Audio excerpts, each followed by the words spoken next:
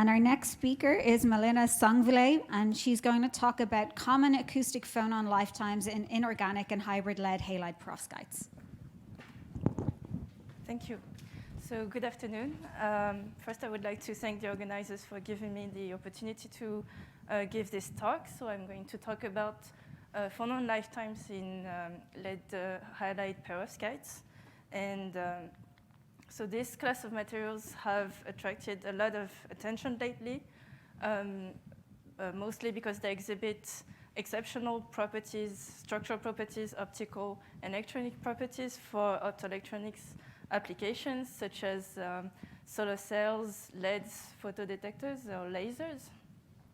So they have been introduced in the previous talk. So I'm going to talk about the non-magnetic variants of these materials.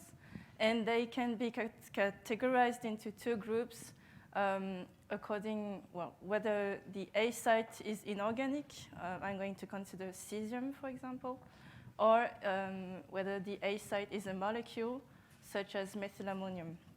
But in either case, we can see the structure as having a lead site in an octahedral environment formed by the halogen atoms, and they all together form a framework around the A site. And for the organic-inorganic variant, the molecule is coupled to the framework through hydrogen bonds. So a lot of theoretical and experimental works have been devoted to the study of these hybrid materials, mostly because they are potentially efficient photovoltaic materials. And a key feature is that the molecule develops its own dynamic, and all of these materials with different halides all show an order-disorder transition of the molecule at some temperature. And above this temperature, this molecule remains disordered. So it has been suggested that the presence of the molecule may be key in the enhanced solar power conversion properties.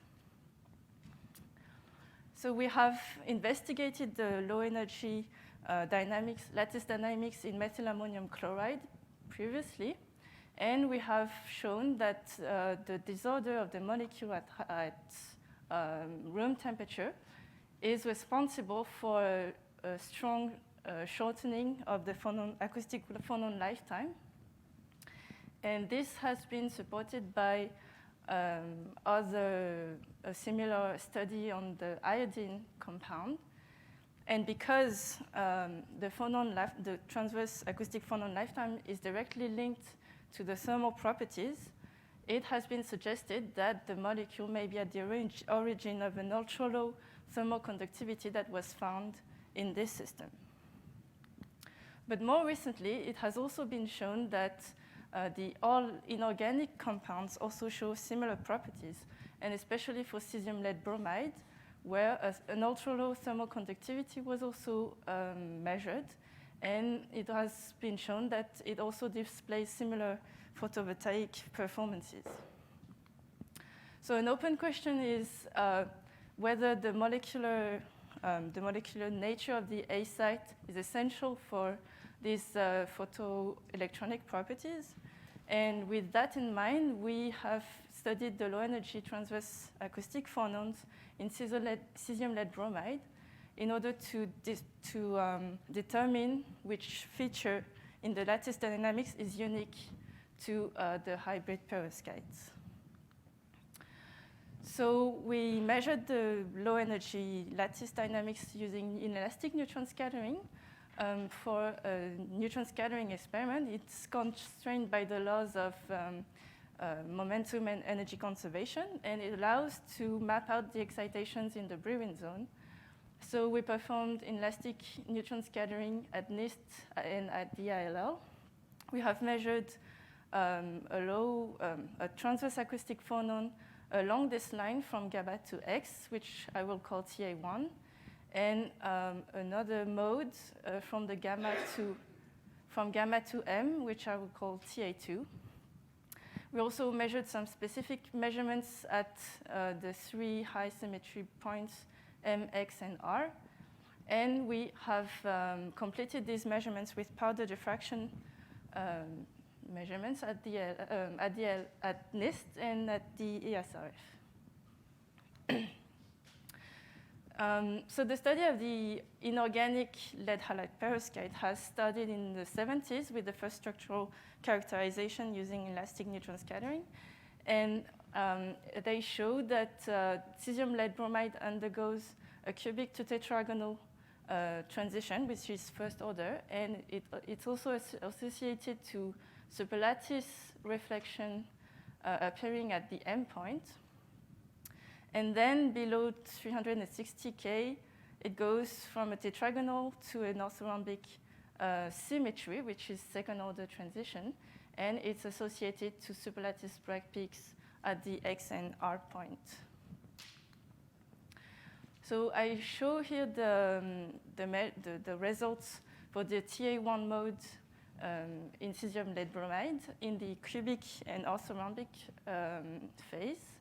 And I show in comparison the data that we previously obtained in methylammonium lead chloride in gray. So these are constant Q scans that we performed in the bromine zone from gamma to X as function of momentum. And by extracting the energy position of these peaks, we can get the dispersion.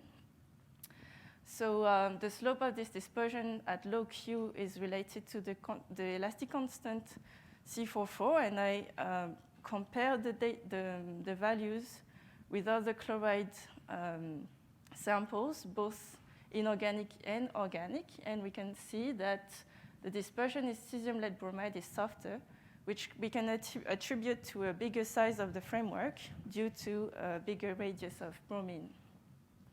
We can also extract from this the phonon line width as function of Q that I show here.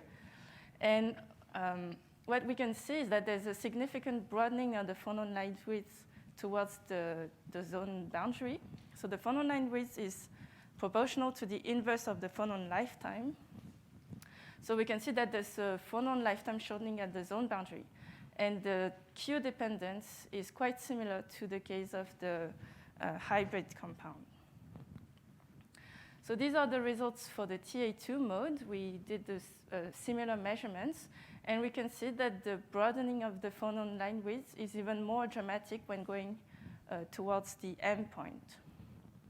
And we can see also that close to the zone boundary, this broadening is quite similar to the case of methylammonium lead chloride. So this broadening was attributed to the disorder of the molecule in the hybrid compound. But here we can see that it's similar in cesium lead bromide. So it shows that the presence of the molecule is not essential to see the same features in cesium lead bromide. So to understand what causes this behavior at the zone boundary, we investigated the temperature dependence of the thermal parameters for the bromine and the cesium ions using neutron powder diffraction at NIST and X-ray diffraction at the synchrotron and ESRF. So what I show here is the temperature dependence of the 3 components in space, B11, B22, and B33, of the thermal parameters for the bromine and the cesium ions. And these are this is an illustration of these thermal parameters in real space. So the blue ellipsoid corresponds to the cesium displacement, and the brown ellipsoid corresponds to the bromine displacements.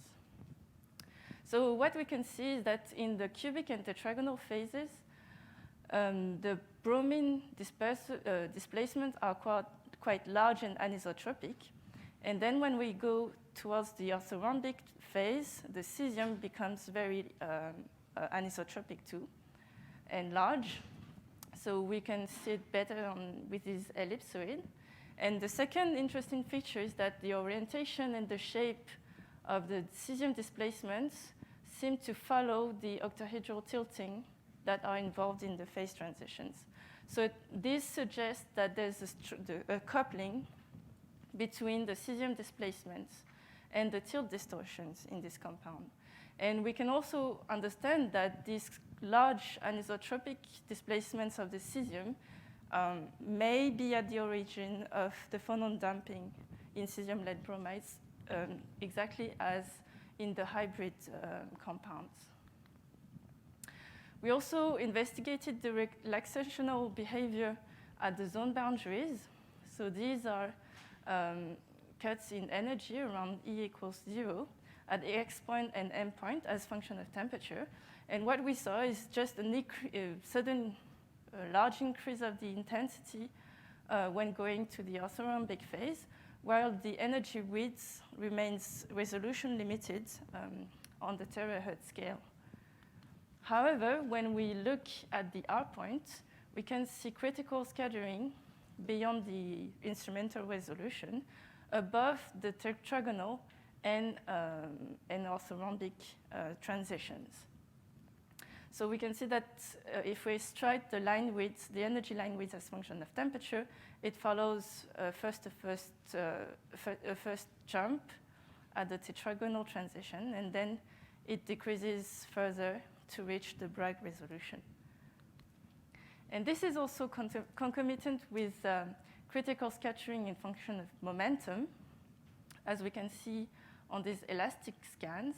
And we can see a narrowing of this critical scattering, which goes along a divergence of the correlation legs as function of temperature.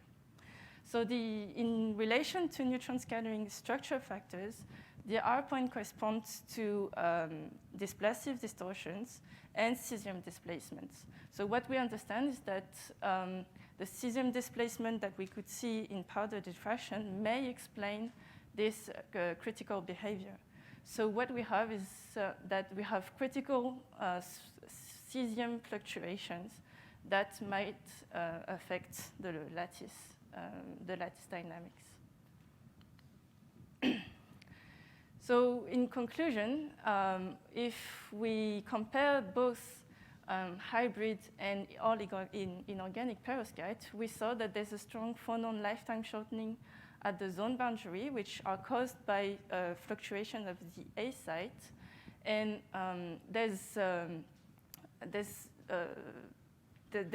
it shows also that there's a strong coupling between the A site fluctuations and the framework.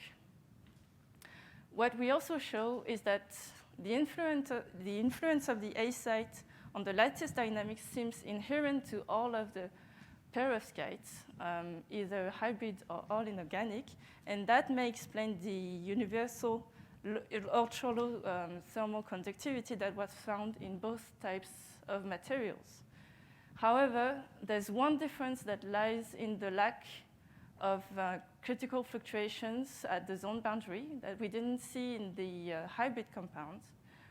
And this may indicate that in cesium-lead bromide, the transitions may be dominated by a coupling to a relaxational dynamics rather than displacive. So I would like to thank all of the collaborators on this project. I would like to mention that we have also further studied the coupling between the molecular and the framework dynamics in methylammonium lead chloride, and this will be presented in the poster number 22. And I thank you for your attention.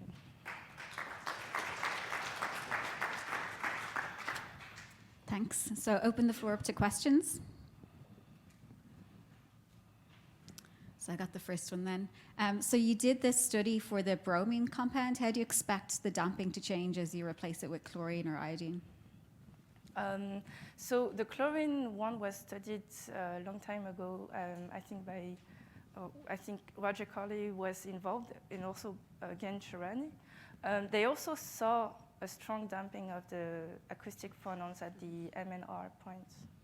Yes.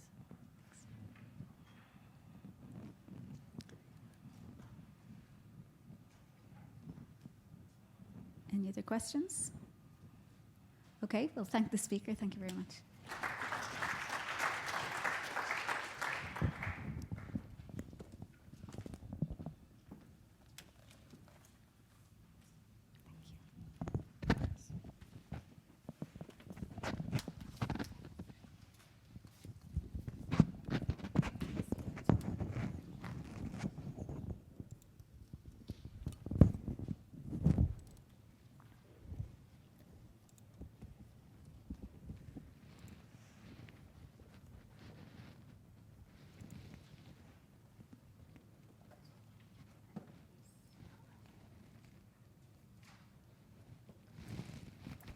And next up, it's Beth Nowadnik, and she is talking about coupled structural distortions, domains, and control of phase competition in polar samarium barium manganese oxide. All right, thank you for the introduction. So my focus today is going to be on understanding and controlling the crystal structure of this polar rare earth manganite. So this work that I'll be talking about recently appeared in this PRB paper, and I'd like to acknowledge my collaborators on this work, Jinggang He, who's currently at Northwestern, and Craig Feeney at Cornell University. So the rare earth manganites have been studied extensively in the context of the colossal magnetoresistance effect. Today I'm going to be focusing on an A-site ordered variant where due to the large size mismatch of the rare earth and barium cations, they can be synthesized in this layered form. This is what the electronic and magnetic phase diagram looks like as you vary the rare earth ionic radius. You go from a charge and orbitally ordered CE-type antiferromagnetic insulating phase. I'm showing this over here where it involves these ferromagnetic spin zigzags. And then as you increase the rare earth ionic radius, you go to A-type antiferromagnet or ferromagnetic metals. So right now I'm going to focus in specifically on this samarium barium manganese oxide compound, which in addition to being a charge and orbitally ordered CE antiferromagnetic insulator, also was shown in a number of experiments a few years ago, has a polar crystal structure which enables additional functionality. You can also think about interesting couplings between the polarization and these other degrees of freedom. So there's been a lot of study of the rare earth manganites, especially their electronic and magnetic degrees of freedom, but there's been less work on their crystal structures, which are also very complex. So this structural aspect will be what I'll focus on today. So the outline for the rest of the talk is I'm going to first look at the ground state crystal structure and show you how some nonlinear couplings between the structural distortions are key for actually stabilizing this structure. Then I'll look at the domains and the domain walls, and then at the end I'll look at how we can use this understanding to think about stabilizing some of the competing electronic and magnetic phases in this compound. So before I get to that, one slide on our theoretical approach. So I'll be combining group theoretic analysis with DFT plus U calculations as implemented in VASP. For all the calculations here, I've set U to 4 and J to 1.2 EV. I selected these values so that the computed ground state reproduces the experimentally reported magnetic and crystal structures as you go across the phase diagram varying the rare earth ion. All right, so the ground state structure of samarium barium manganite, it crystallizes in this polar P21AM phase. And we can decompose this distorted structure into a high symmetry reference structure with the symmetry P4/MMM and 4 symmetry distinct structural distortions. So these symmetries here are labeled by these irreducible representations of P4/MMM. So these distortions are an out-of-phase octahedral rotation distortion, a breathing distortion which couples to the manganese 3+ manganese 4+ charge order in this compound, a low symmetry distortion that transforms like sigma 2 that encompasses displacements of the atoms in a stripe-like pattern, and then finally a polar distortion. So we can assess the contributions of these different distortions to the ground state by looking at the amplitudes from decomposing the structure. We can do this both for an experimentally reported structure and also a structure relaxed with DFT. And the key thing is we find that most of the distortion amplitude comes from the octahedral rotation and from this low symmetry stripe distortion. So we can learn some more about this ground state structure by next looking at energy surfaces. So what this is we start with a high symmetry structure over here on the left and then freeze in each of these 4 structural distortions in separate calculations. One here is the amplitude of the distortion that occurs in the DFT relaxed ground state. And what we find is kind of interesting because we see that the octahedral rotation distortion lowers the energy, but the breathing and polar modes both increase the energy as they're frozen and they're stable. And in addition, this stripe distortion very slightly decreases energy and then also becomes stable. So this seems kind of curious because all 4 distortions occur in the ground state, yet only one of them seems to be really unstable here. So what's going on? So we can understand this by looking at coupling terms in the free energy between these structural distortions. So here I'm showing some third-order coupling terms in the Landau expansion of the free energy. First, there is a coupling between the breathing distortion and this stripe distortion. So here in the stripe distortion, you can have different amplitudes of displacements on 2 different sublattices indicated by these black and white arrows. That's the meaning of this S1 and S2. There's also a coupling between the octahedral rotation and the stripe distortion. And then finally, there's a trilinear coupling between the rotation, the breathing mode, and the polar mode. So we can look at the effect of these couplings on the energetics by then going back to our energy surface and starting here where we have one of the distortion amplitudes fixed, we can then freeze in a second one, and that resulting energy surface will show us the impact of that coupling term on the energy. So for example, here, this blue one, we've fixed the octahedral rotation. We're freezing in the stripe distortion. You can see it's lowering the energy. Up here, this black highlighted one, we've fixed the stripe distortion, freeze in the breathing distortion. We see there's a strong lowering of energy. And finally, we can keep going with this, and over here on this final panel, we perform calculations where 2 distortions are fixed, and we freeze in the final one. This brings us to the ground state energy. And so the key thing is we can notice that these coupling terms between the distortions play a very important role in stabilizing the ground state. I'm not showing the polar distortion on this plot, but performing similar energy surface calculations with the polar distortion, we find that it is induced via these coupling terms by a hybrid improper-like mechanism. So a reason to be interested in these coupling terms also is these distortions couple to the electronic and magnetic degrees of freedom, so these can give us some sort of interesting insights into those states as well. So for example, we've found that the breathing mode couples to this, which couples to the electronic charge order, occurs together with this large amplitude set of stripe displacements. And so this is, while we still need to understand kind of some of the microscopic mechanisms of this, this is quite a different picture of the charge order state than is often discussed in the literature of charge orders, which is the models typically focus just on electronic degrees of freedom and electronic instabilities. And interestingly, there's some recent work from Lena Krukutis's group at Cornell. They did some electron microscopy on a different Magnetite, but they saw in the charge order phase actually a set of stripe displacements. All right, so now let's zoom out a little bit and look at the domain structure, and these couplings that I've talked about in the first part of the talk will be key for determining that structure as well. So I'll particularly be focusing mainly on the structural domains here, although there's also electronic and magnetic domains in this system. So first of all, for the structural domains, there's orthorhombic twins. And these, we can label them by different orientations of the stripe order parameter. So this order parameter is actually a 4-dimensional quantity.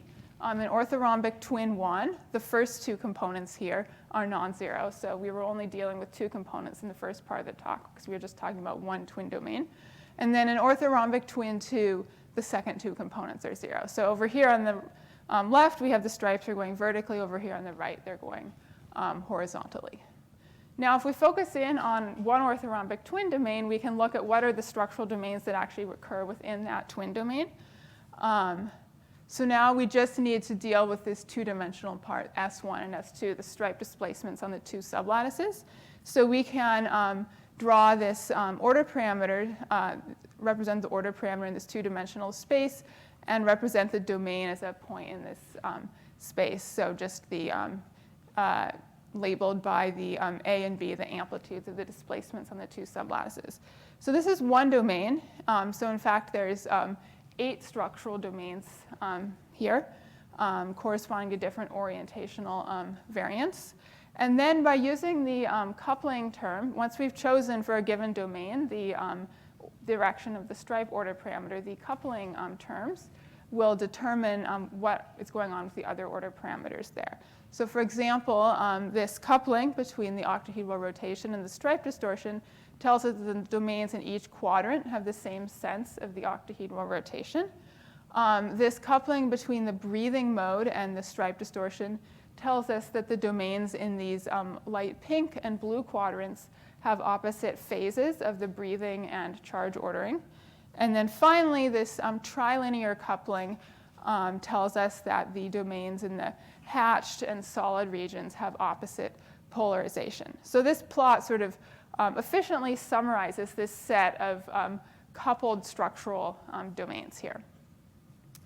So now let's look at the domain walls. So within this order parameter space approach, a domain wall is represented as a path between the two domains.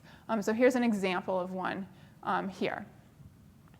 And so I'm going to get some insight into these domain walls, I'm going to look at sort of what's equivalent to an intrinsic ferroelectric switching path. So I'll look at, how does the structure of the energy surface evolve as we go from here to here. So, with this approach, we won't get, quantitative aspects of domain walls, but it can give us some insight into the relative energetics of different types of domain walls.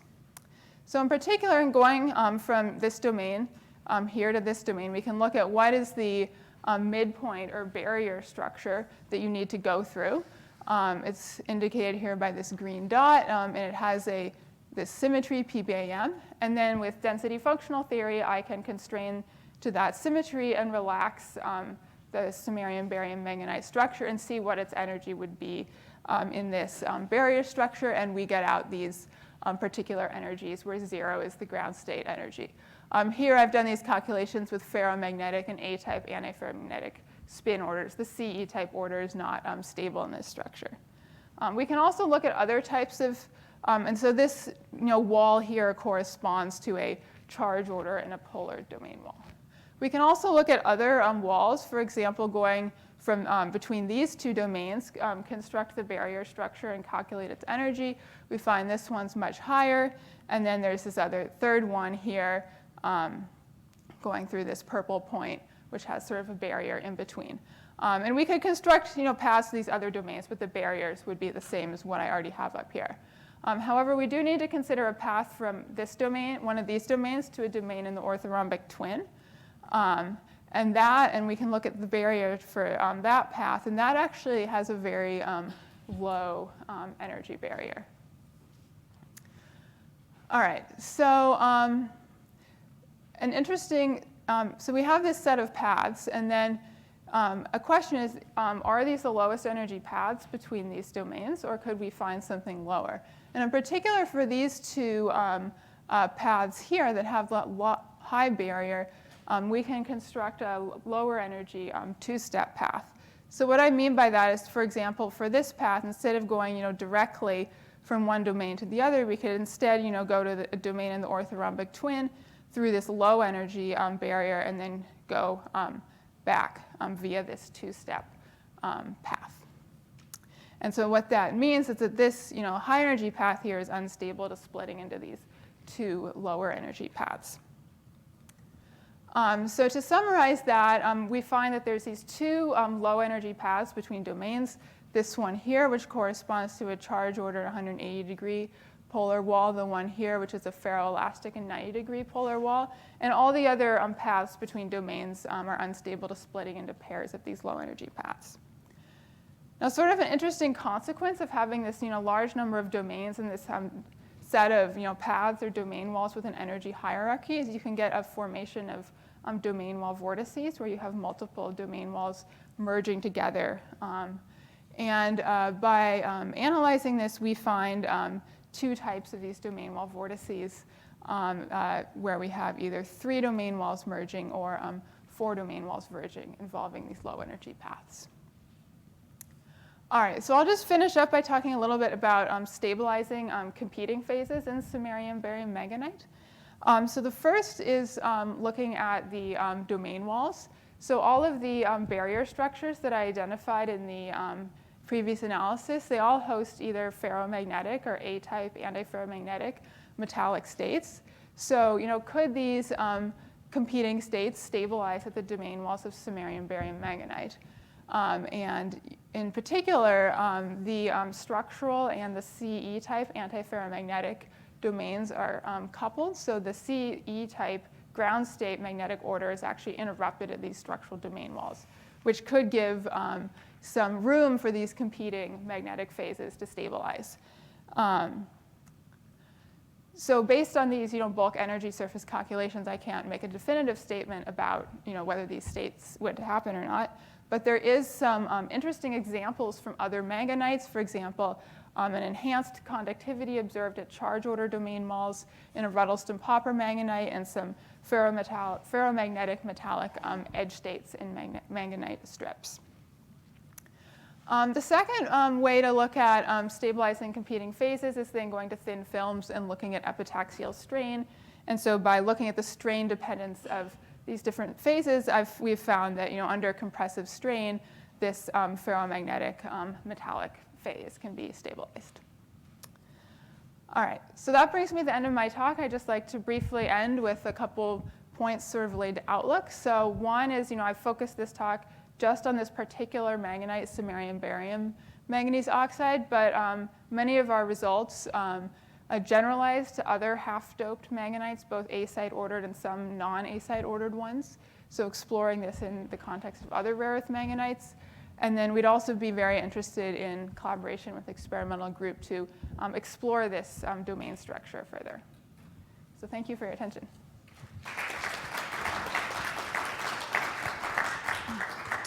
So open the floor to questions. One over here.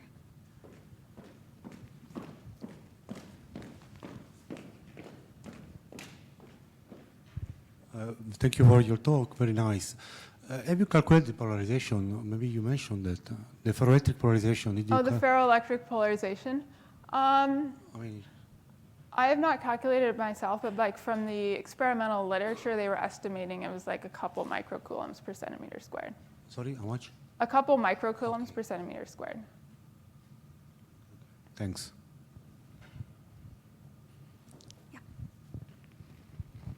It's not a structural question, but have you quantified the charge order? I mean, how the charges of manganese, nominally manganese 3+ and manganese 4+? Yeah, so within the DFT calculation, I mean, it's not 3+ and 4+, but there's certainly a variation in this checkerboard. So it's maybe differing by like 0.4 or so, something like that. Anyone else? So I know this is all about samarium, but in one of the first slides you showed the plot of all of the different rare earths, and neodymium was right on a phase boundary. Yeah. Do you think the same analysis would apply to neodymium, and maybe that's a better place for trying to stabilize different competing phases? Yes, I think. I think that could be a good place to look, because then the phases might be closer in energy. I know that sort of the experimental literature on this, neodymium, barium, I think there's sort of been some different structures and magnetic orders reported as the ground state. But there is one paper I've seen that actually reported a polar structure for that one as well. Okay, if there's no more questions, we'll go on. Oh, one more. Just a quick comment. I mean, this material looks terribly similar to lead zirconate in many, many aspects, but you have the chemical stacking, but actually the nominal order parameters are the same, actually. Yeah. Of course, here you also have a polar distortion, which I guess you wouldn't have if you didn't have the baryon, samarion stacking. And it really looks very much like lead zirconate. So I don't know if you are familiar with the literature on the compound, but I think it would be nice to have a look because. Yeah, I know you have a paper on lead zirconate, and it does have this stripe distortion or sigma 2 mode. So yeah, so it's very similar. The stripe distortion is exactly what people call the antiferroelectric motion in lead zirconate, and it's dominated by the tilts, as in your case. It's yeah, very yeah, no, I agree. That's good for further comparison, I think. Yeah. Okay, thank the speaker.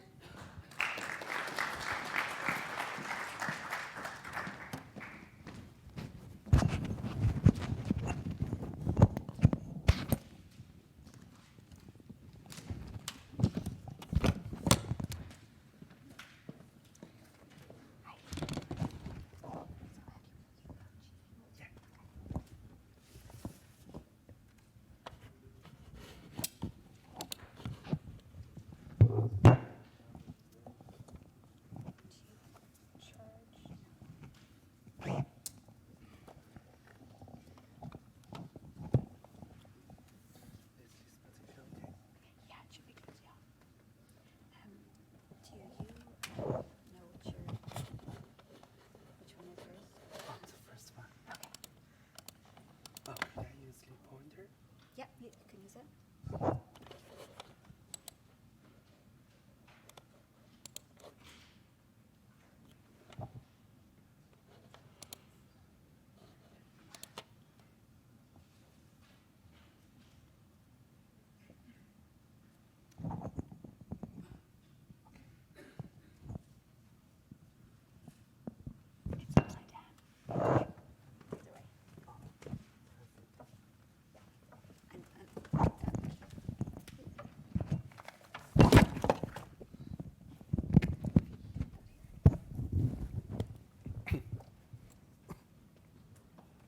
Our last speaker for this session is Yubo Chi, and he'll talk about the mechanism of polarization switching in charge order-induced ferroelectrics. Okay, good afternoon. Thank you for the introduction, and it is my great pleasure to talk about our recent research, mechanism of polarization switching in charge order-induced ferroelectrics.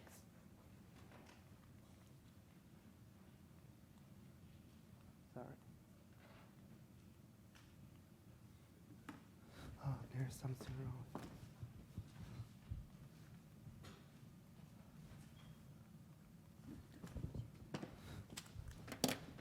I can use my own.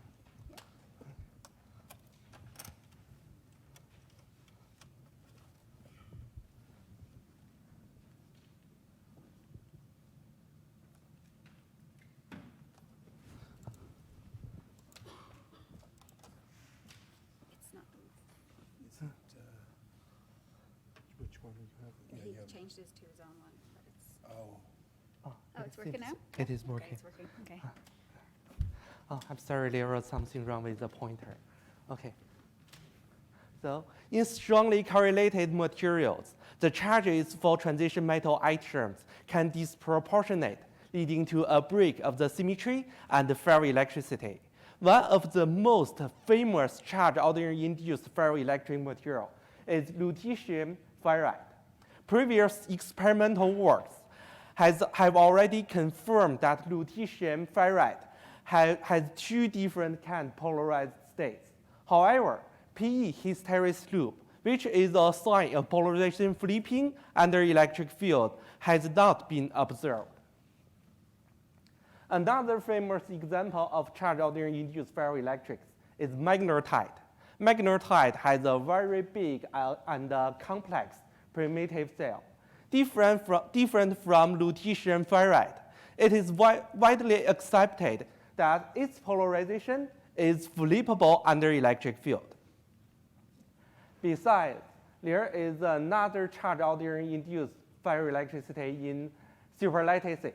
This is a structure which was proposed in the previous paper from our group. Lanthanum vanadate and the strontium vanadate is also ferroelectric. It has a perovskite structure with lanthanum and the strontium atoms occupying the A sites, and the vanadium atoms, which can disproportionate into vanadium-3 and vanadium-3 plus and vanadium-4 plus, occupying the B site. In this talk, I will focus on this material, and later I will demonstrate that the charge ordering pattern of this material is strongly coupled to its lattice torsion, and its lattice torsion has a significant influence on the polarization dynamics under electric field. This slide shows the outline of this talk.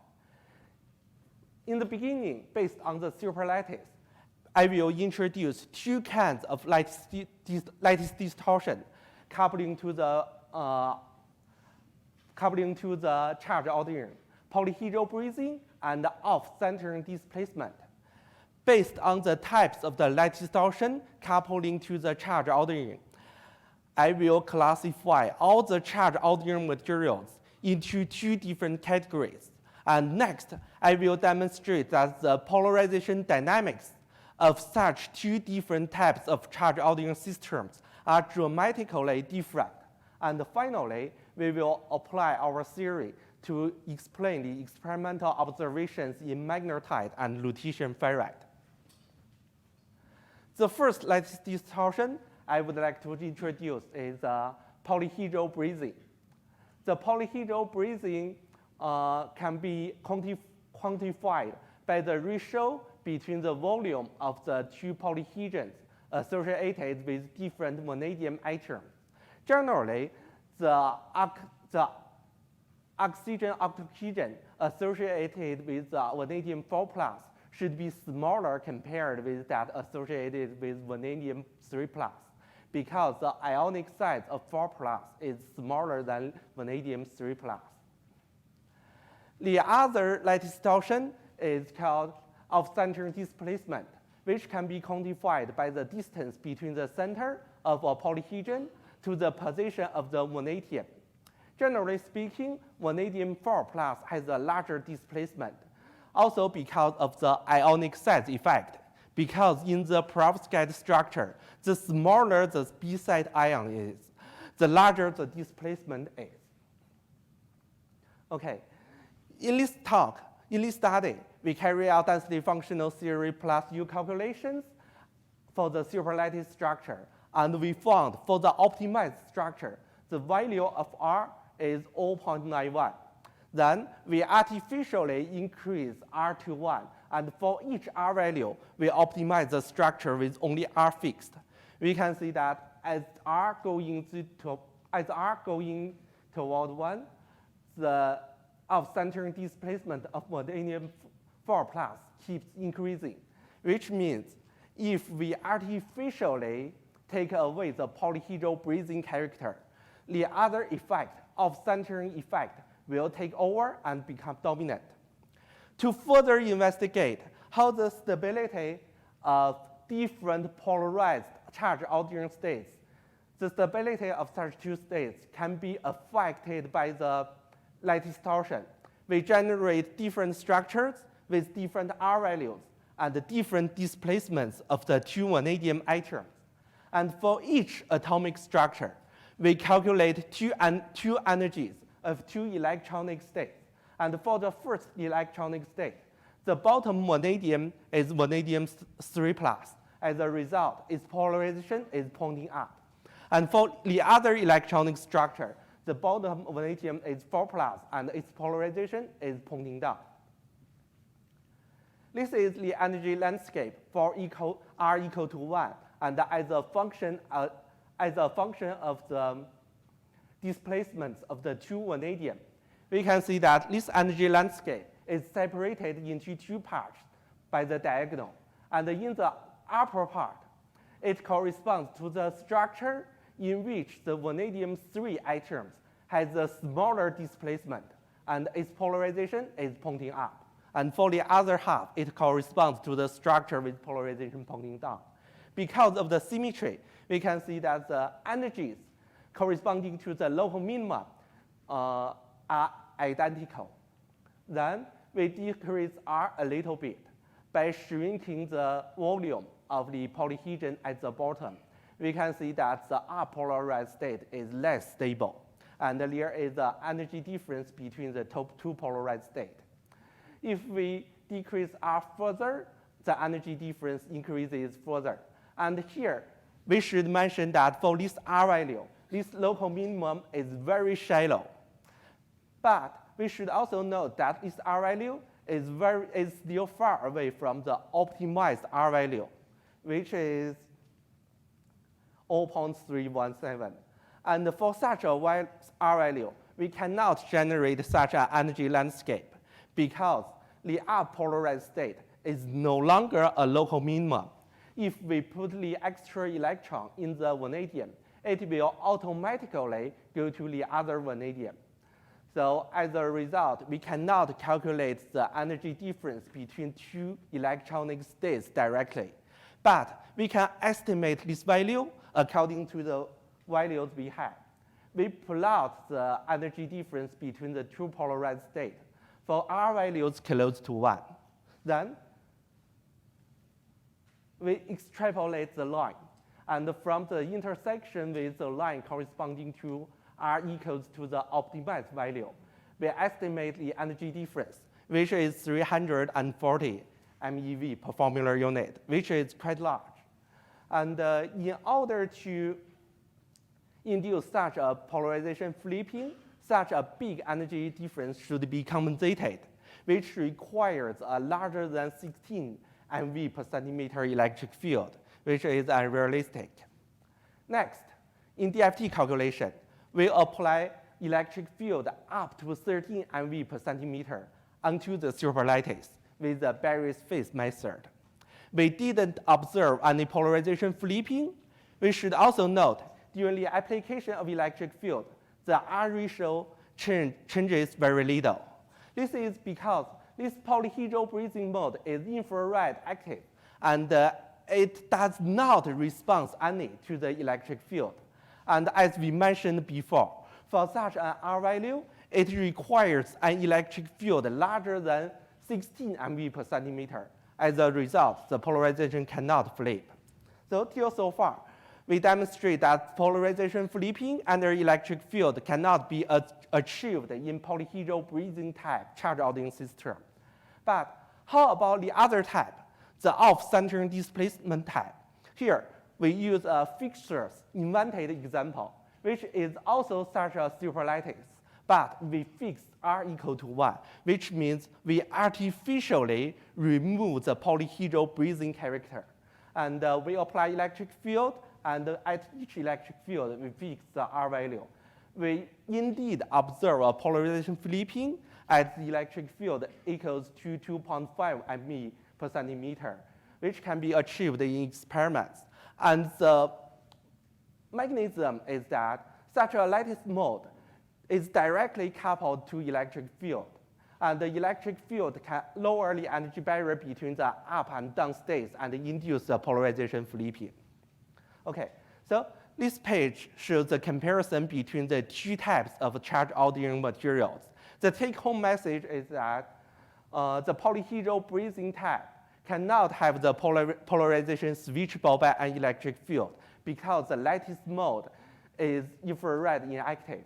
But the polarization in the off-centering displacement type charge ordering materials, it can be switched by electric field.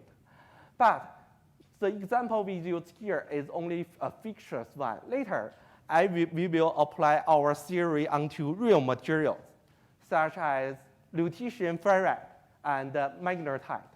Here, we should emphasize because the atoms with different valence states are not orderly stacked as a superlattice structure. As a result, we can no longer use the R ratio to characterize the polyhedral breathing. We use another physical quantity which relates to the difference between the volume of a specific octahedran and the average volume of the oxygens in the entire crystal. As a result, a smaller polyhedron will give a negative QPB, and a larger one will give a positive value. So in this slide, we plot the magnitudes of light distortion for different items in different materials. Each bar corresponds to a transition metal item, and the blue bars correspond to the items with a low valence state, and the orange ones correspond to items with high valence states. And here we can see that in lutetium ferrite, the 6 polyhedron, they have noticeable difference in the sizes of the polyhedron, which is similar to the unrestricted superlattice case. As a result, it is a polyhedral breathing type charge ordering system.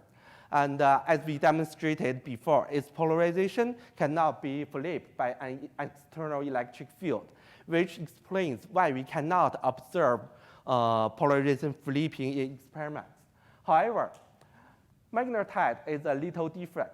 Here, we plot the magnitudes of the 64 items in the primitive cell, which are involved in charge ordering. We can see for several items, their polyhedral breathing magnitudes are very tiny, indicating that for such polyhedrons, the characters are off-center displacement. And as we mentioned before, for such a type of charge ordering materials, its polarization can be flipped by electric field. In this slide, we show more details about the mechanism of polarization flipping in magnetite. Here, in each primitive cell, it has more than 200 items and 64 iron involved in charge ordering. As a result, because of the huge computational cost, we cannot use first principle method to simulate the electric field. Instead, we use a semi-classical method. We assume that each iron has approximately the same dynamic matrix. As a result, we can simulate electric field by uniformly displacing the iron items. And before the displacing and after displacing, we calculate the bond valences of all the 64 items. And in each case, we assume that the 34 iron items with the smallest bond valence are iron 2+, and the other half are iron 3+. Here, I should also emphasize the sequence of the items are exactly the same as the sequence of the items in this graph. We can see that if we apply electric field, compared with the original figure, the oxidation states of these items flip and induce a change in polarization. The change of the polarization induced by such a change in the charge ordering pattern is about 5 microcoulomb per centimeter square, which is in the same order of magnitude, with the experimental results. Okay, so in summary, in this talk, we talk about the charge ordering system and introduce 2 types of distortion. And based on the types of distortion, we classify the charge ordering materials into 2 categories. And we have dramatically different polarization dynamics under electric field. And we emphasize that only the off-center displacement type, its polarization can be flipped by electric field. And we hope our study can provide future guidance about searching for switchable charge ordering ferroelectrics. Okay, thank you for your attention. Thanks. Any questions? So in the magnetite case where you have this flipping of the, this one. So where you have the flipping of the, are these all in the same layer? So is it four in one layer, and then there's a flip in the next layer up? The flip in the next layer is the iron 2+, and the flip in the next layer is the iron 3+. And the iron 3+ is in the same order of magnitude. Yes. The flip in the next layer is the iron 2+, and the flip in the next layer is the iron 3+. if we check the position of these items, it is not necessary that they occupy the neighboring layers. Actually, they could be quite far away. Okay, so they're not correlated where they are in the positions. Okay. Yeah. So sorry if you said this, but what's the space group for the magnetite case? Sorry, I couldn't memorize exactly. It should be something around CC, space group 9. Okay, and the switching fields you talked about, I mean, they seem big to me. I mean, are they within the, before there's dielectric breakdown in these systems? Sorry. The fields you mentioned, like over 2 megavolts per centimeter. Yeah. Are those within what you can support in these materials before they break down? I think so, because in previous experiments, they mentioned that the value for flipping the polarization is 1.7 ME per centimeter. Is approximately same. Maybe a little different, but in the same order of magnitude with the value in our study. Okay. Okay.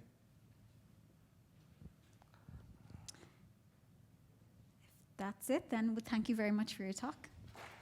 Thank you.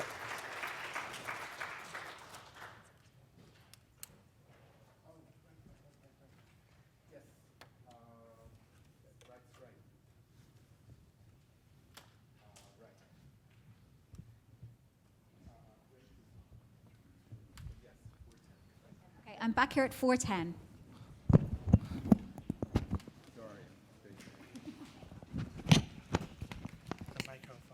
Thank you.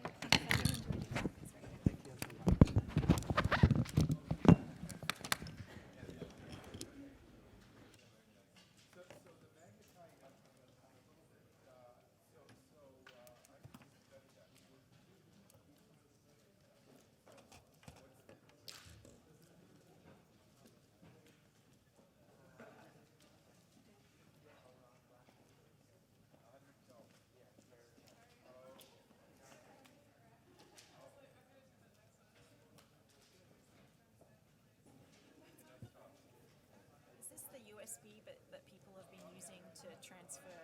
No, that's to go. Oh, for the, okay.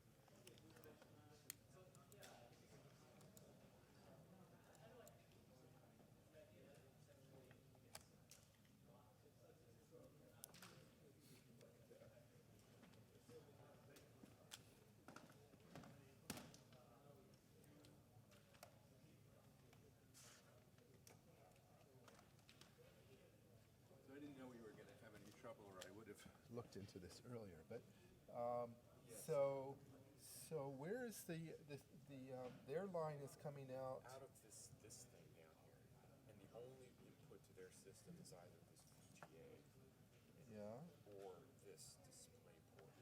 display port. Yeah. Can I unplug it? It's going to mess it up. No, you can unplug it. Like that, yeah. Display port. Right. So here's what I thought. I Never. thought So that's not a US. What is that thing? it's some kind of Okay. PC thing. Oh, okay. So here, what I thought is I would bring this in. This would go right in there, and it has two outputs. Oh, you have a display port. Then Okay. one would go back Yeah, into that this, sounds great. The other would go back into this. Yeah. Which goes from Yeah. That's great. So what happens when you do that? It doesn't work. Okay, we have a few minutes. Can we try it? Yeah, let's do it. I mean, it seems like it's just electronic. It ought to work. So this will now go here. This will go here. Now this part works just fine. That'll come up as soon as I plug this in. It needs to be powered.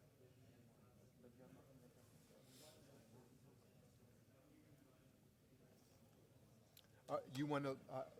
You can do Yeah, this but at the same it's time. okay. No, Oh, okay. yeah. You can do this at the same time. So I wanted to yeah. try it as Let's well on let's the just display. Sure, it's all right. stick it in here and copy it to the desktop. I'm not a PC person, so Neither am I. so what do you have to do to get this to appear? Somebody showed me earlier that you have to. Maybe go to the start, to the window, yeah, Really? and then the file explorer, maybe? Okay, so that Is this shows the it? devices, yeah. No, but it's showing it's empty. Did you put something on there? I did. Because that's showing nothing on it. No, Oh, there it is. Okay, great. I think you're good. Okay, so now I just can eject this somehow.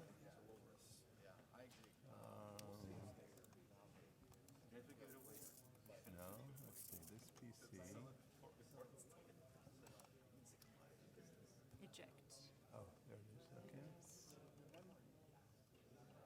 Okay, I think it's over here. Yep. Yeah.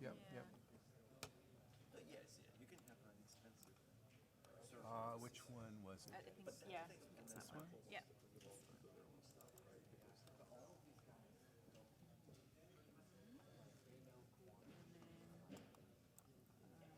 Yeah. Oh, wow, it actually works.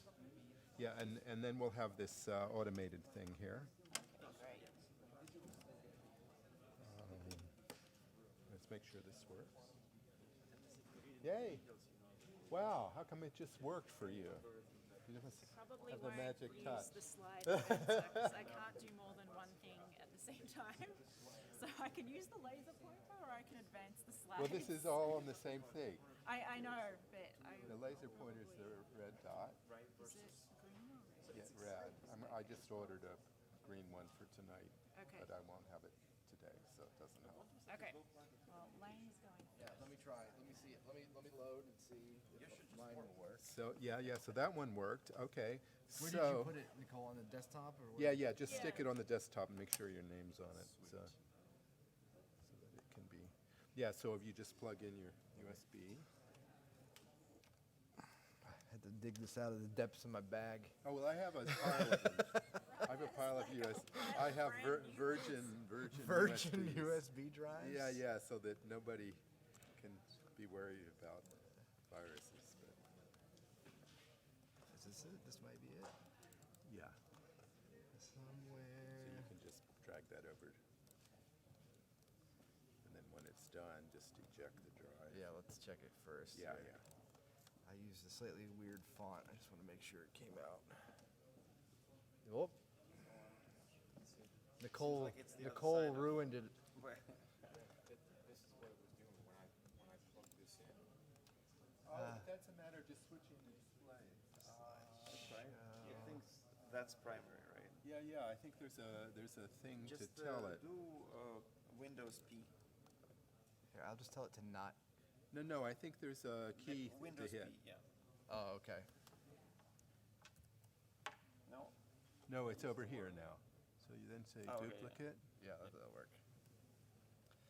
All right, let's try it. Yeah, yeah, yeah, yeah, yeah. Okay, that's the trick. Yeah. Windows P. Okay. Looks pretty good. Even though last time I touched Windows was And then when you over 10 eject years this, ago. then we put the clicker thing in. Absolutely. Okay.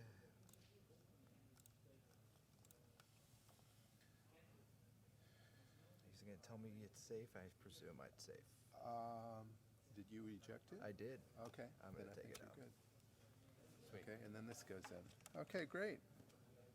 Good. So anyway,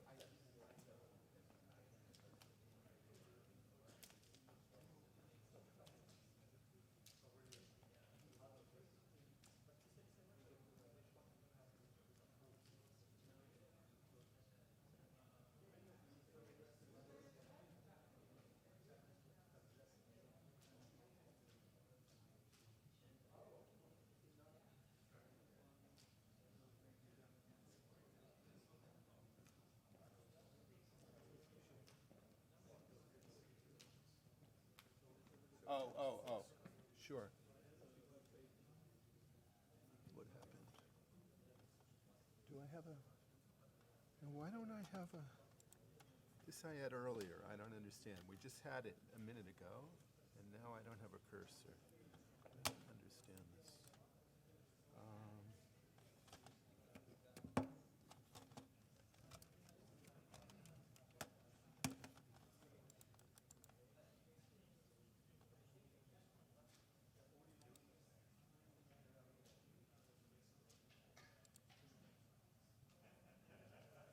That's correct there. It's Okay. right here. Let me go ahead and look at it. Okay.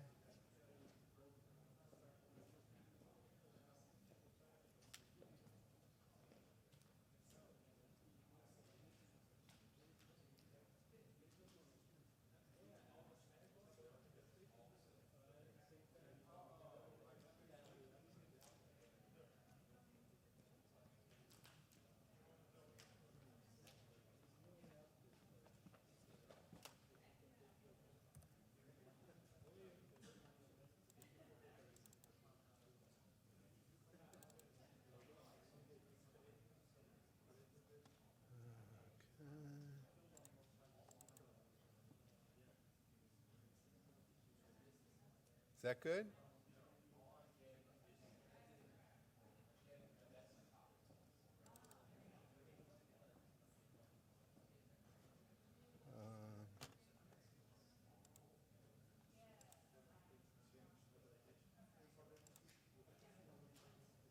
How about now?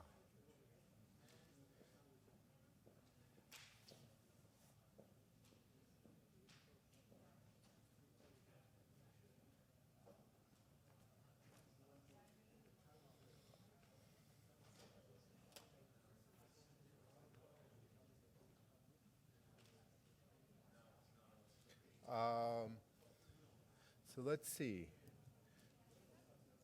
I wonder if it's just a connection problem, because I just wiggled it and it changed. I wonder if it's just connection.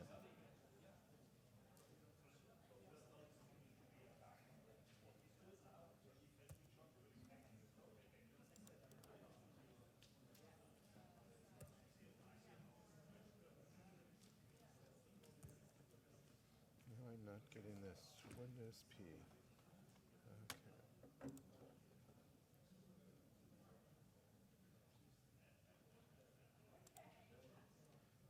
So, I don't know what your thing's showing.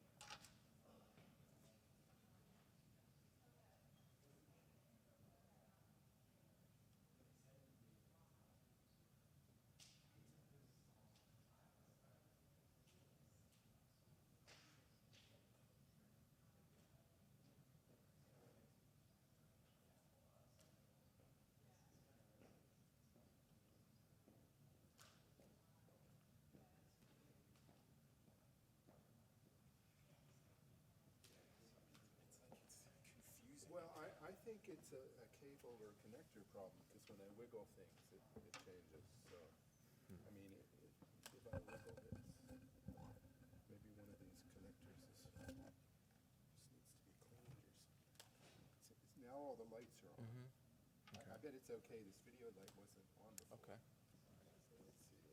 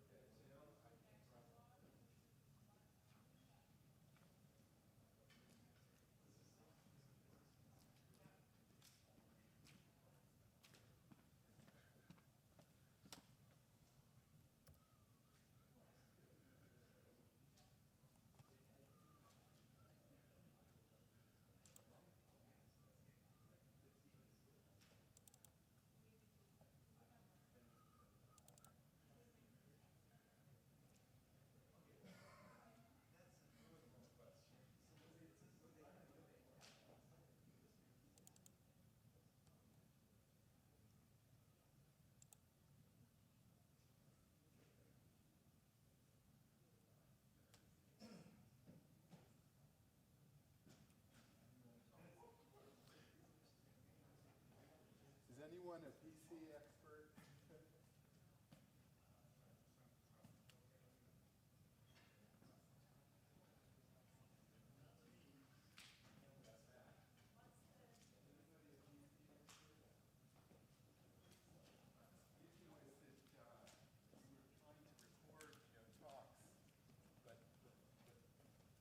The wrong display is getting sent.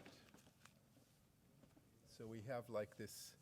So the problem is that it's on duplicate, which should be okay, Yeah. except that he's getting a different screen. So somehow this is You don't sending. have to record mine. Like, if that solves the Yeah, problem. that's what he's getting. It's just that. So just getting that. Can we make everything just mirrored so that there's not two separate displays? Yeah, so your 3. Yeah, we want like 1, 2, and 3 to be all the same. Yeah. Can we do that?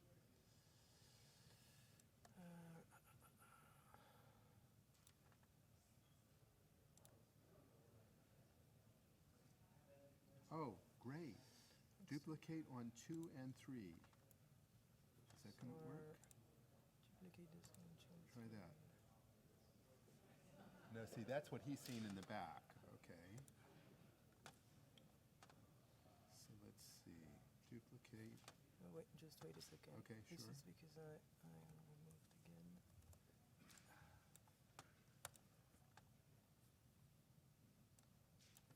We want all 3 to be the same.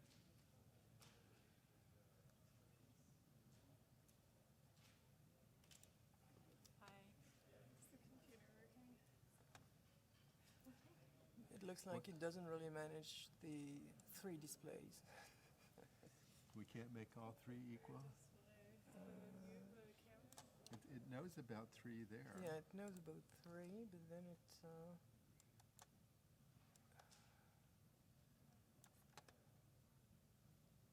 extend text to this display. Oh, yeah. So maybe try 1 and 3? Make duplicate on 1 and 3. Try that, because we tried 2 and 3 last time. Yeah, but then I expect that. See, then we're getting the wrong thing up there. But maybe what we can do.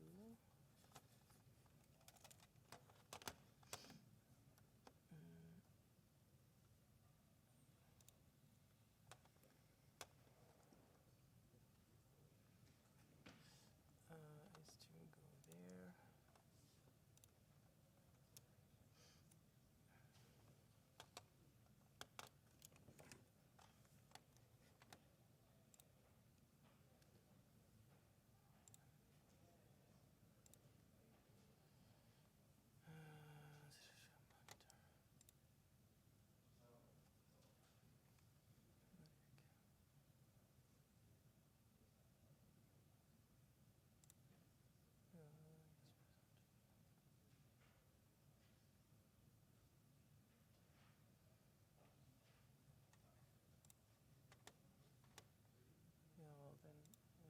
not sure what he does.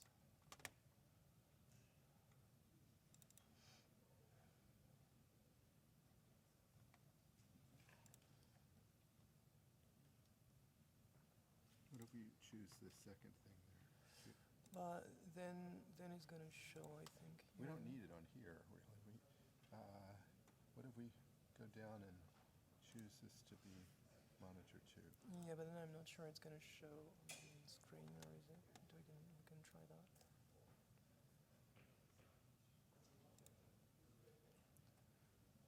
But then you see, this is. No, but this I know how is to really- switch that, though. We can just say duplicate over here. No, it is already duplicate. Oh, okay. It is. We can do this. Swap. Okay. And I May, won't- maybe you'd have to see what he gets now, because this is the Yeah. problem. We don't really, Yeah. don't really Okay, see. Michael, what are you seeing now?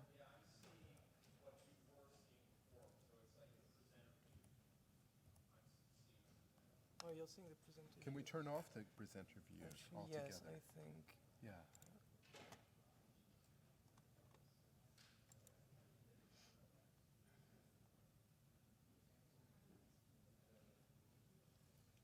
Can I have presenter view here and? Well, you don't really need it here because you're going to be standing like over there or something, right? You want the presenter view? Let's just see if we can resume. If it's possible. But What happened here?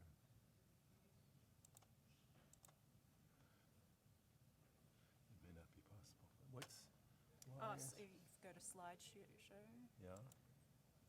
Oh, Resume. that little arrow.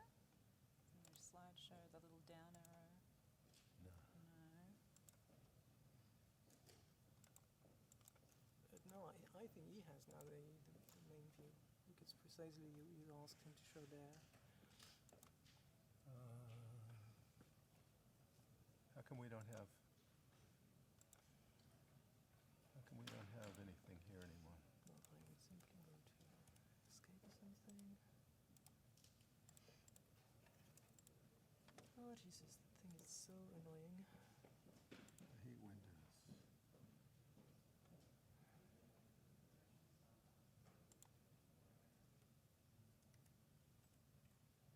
Okay, so now we just do that and that.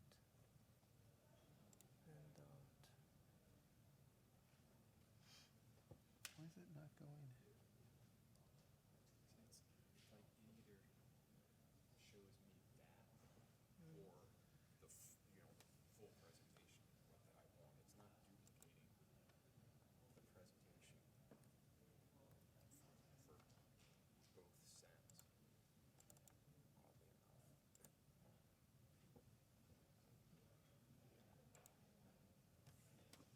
What do you have?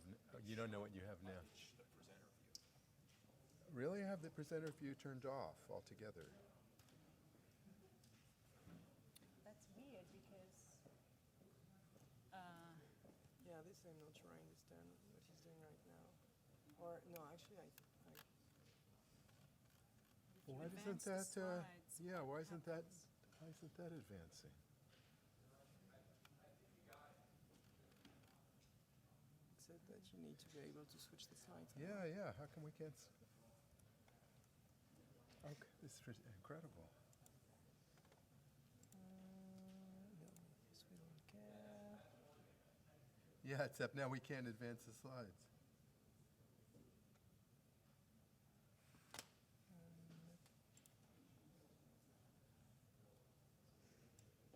We ought to be able to advance the slides. Oh, okay, that looks better. Because now 2 and Yeah, 3. yeah, You but should have the same on 2 and 3. Yeah, but why so don't the slides actually, I advance? think that now, if you switch on, like the presenter view here, maybe. Well, he's probably going to get the wrong thing then. Okay, this is where. Now that's working. Okay. No, that's weird. Oh, there. That's okay. No, that looks okay. That's not okay. What do you mean? Is that good or not? Okay. Now what does Michael get? In principle, it should. You're work. okay? Okay. Yes, the only Don't breathe. Shelley, I think Lane is first. Maybe we should switch the order of the talk. Okay, well, let's try to bring up his then. So that it does. I'm shutting yours off so we can bring his up. Hopefully, if one works, they will all work. Where's Lane's?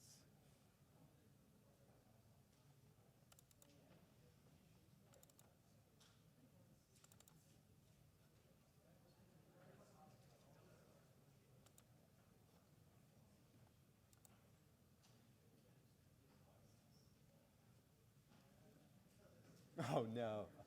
Oh no! I think he did extend, or you, or did extend instead of duplicate. Here I did switch. Swap. Oh, this is incredible. Watching you guys have a good try out of it here. How's that? That works. Well, I don't know. Michael, are you okay?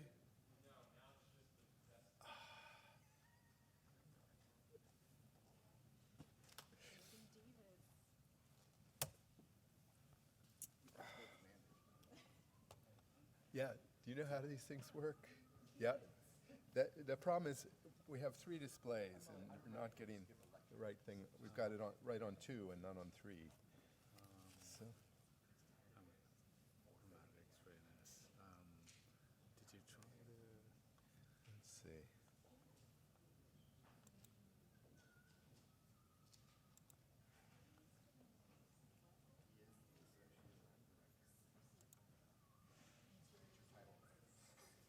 display? Do you play? This one? Can you...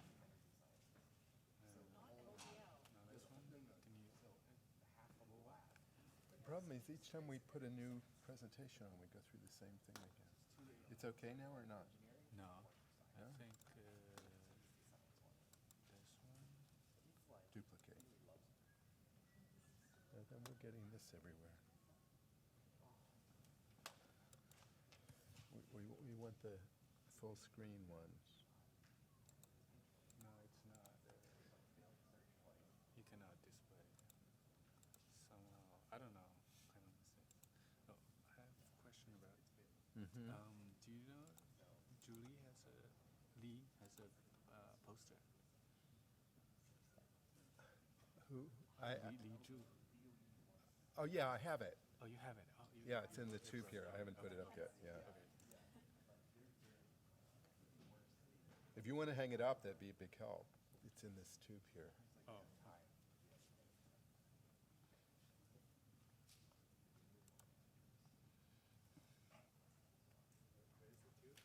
Right here. Yeah.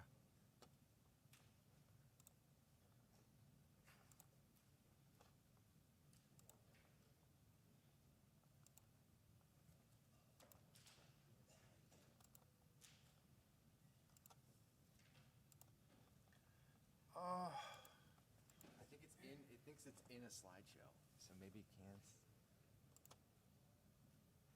I know, isn't this infuriating? Yeah, somebody actually made this software, and it's supposed to be a commercial product. I mean, it's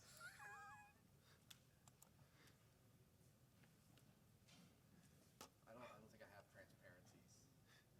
Backup transparencies.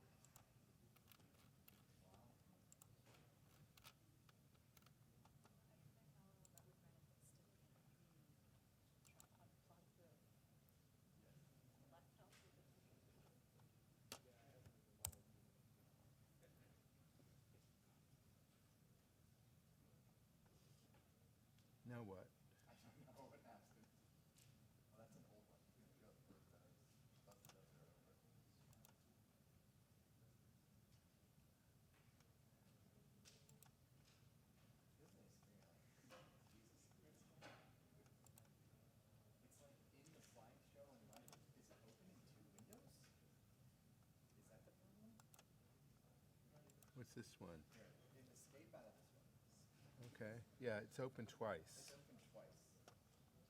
I can grab this piece. So now there's one window. Okay, now there's no window.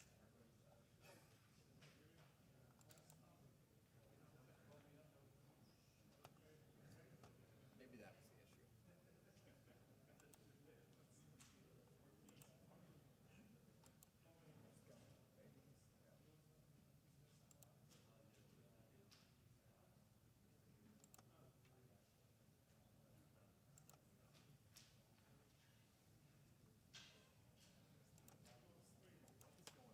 I don't know.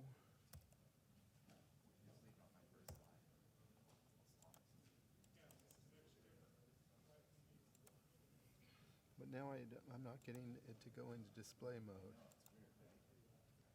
Oh, hold on. There's two windows at the bottom. There's two windows at the bottom. PowerPoint and the bars. Oh. It's like it's making a second window instead of opening it. All right, so go to the bottom again. Okay. Close the right one. Or like click on that one and then exit, escape out of it. Oops. Okay, it's closed. Now try clicking presenter view. That's the magic. Now set your monitor to how you want it to be. All right, now try the slideshow button. Look at this guy. Yeah, but I don't know if you've got it in the back. Is that okay?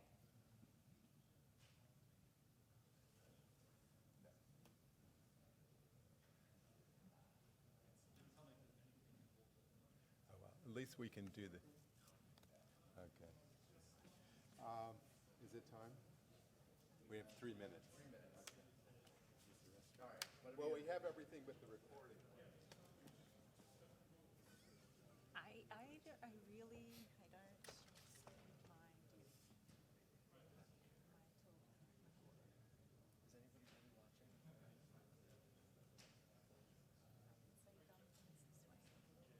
I'm gonna say dumb things anyways. That's just Monday for me.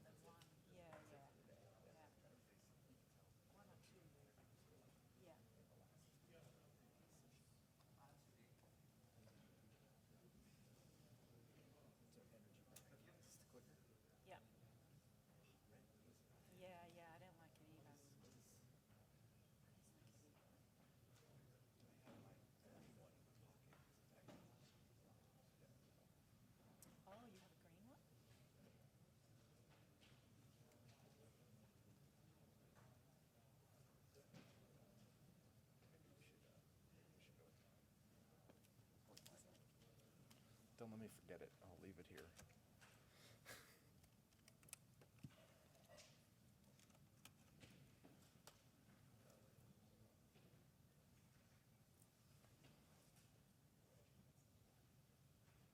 think it works. Sweet. I know. I never keep my phone out of my pocket, and then I have to put the microphone in there.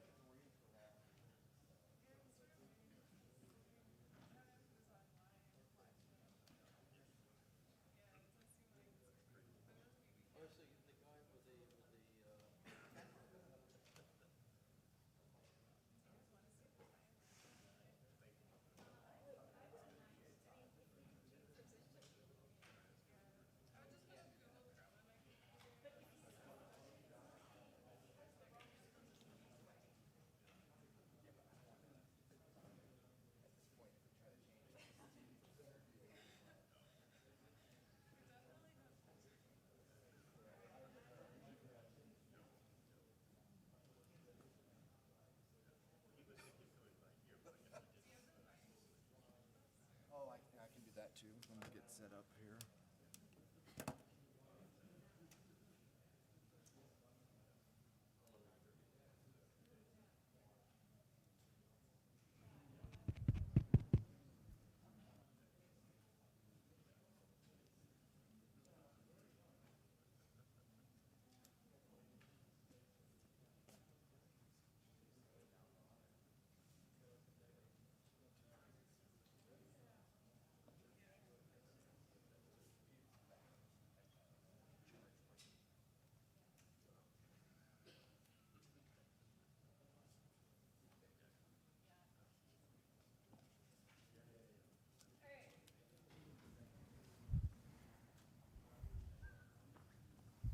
Okay, we're going to start the next section on functional properties, and Lenny Martin from UC Berkeley is going to talk about advances in measuring and understanding pyroelectric and electrocaloric effects in thin film materials. Great, thank you. And thank you to the organizers for the invitation to be here. It's always a really great meeting, lots of really nice talks and a deep dive into a really exciting field. So I'm going to talk a little bit about pyroelectrics and electrocalorics today and some of the things that we've been working on and touch a little bit on how we measure these things as well. So before I jump into that, let me acknowledge the people who actually do all of the hard and important work. So this is a picture of our group back at Berkeley. The work that you'll see today was primarily done by my now former student. He graduated just this last year, Shashir Pandya. But there's also some nice work from my current grad student, Gabe Velarde, and others as we go through. We, of course, have great collaborators around the country and around the world, and we're always thankful to those folks who help pay the bills for these kind of things. Okay, so why pyroelectric and electrocaloric effects? Well, we should start where, at an important point, we decided to go without you. Sorry, Ron. We're all kind of familiar with the Heckman diagram here and all the intricacies of the cross-coupling functions that come out of these exciting materials that we work on. And in particular, on this side is where we're interested today in these electrothermal effects, pyroelectricity, electrocaloric effects, and these sorts of things. And these have been used over the years for lots of different applications. I'm showing just a few of them here. Lots of things with thermal sensing. We can convert waste heat into electrical energy with these systems, or you can run these things in reverse and get solid state cooling. Here's an example of some thermally driven electron emission systems. You can think about these. These are arrays of effectively AFM tips where we coated them with ferroelectrics and then drove them with really rapid temperature changes, and then electrons would spew out of the surface of these AFM tips of these systems. So you can do all these sorts of things. Now, if you compare what has been done in the electrothermal world to things maybe on this electromechanical effects side, what you'll find is that while there have been sustained efforts, in particular in dielectric and piezoelectric effects to understand the fundamental physics of what's going on, there's quite a bit less in the electrothermal world, and that includes a relatively poor understanding of the fundamental materials physics, what's going on, insufficient access to well-controlled materials that enable you to study these things at a fundamental level, and really there have been inadequate measurement protocols over the years that have led to kind of misleading ideas in this regard as well. So there's a lot of need for attention in this space.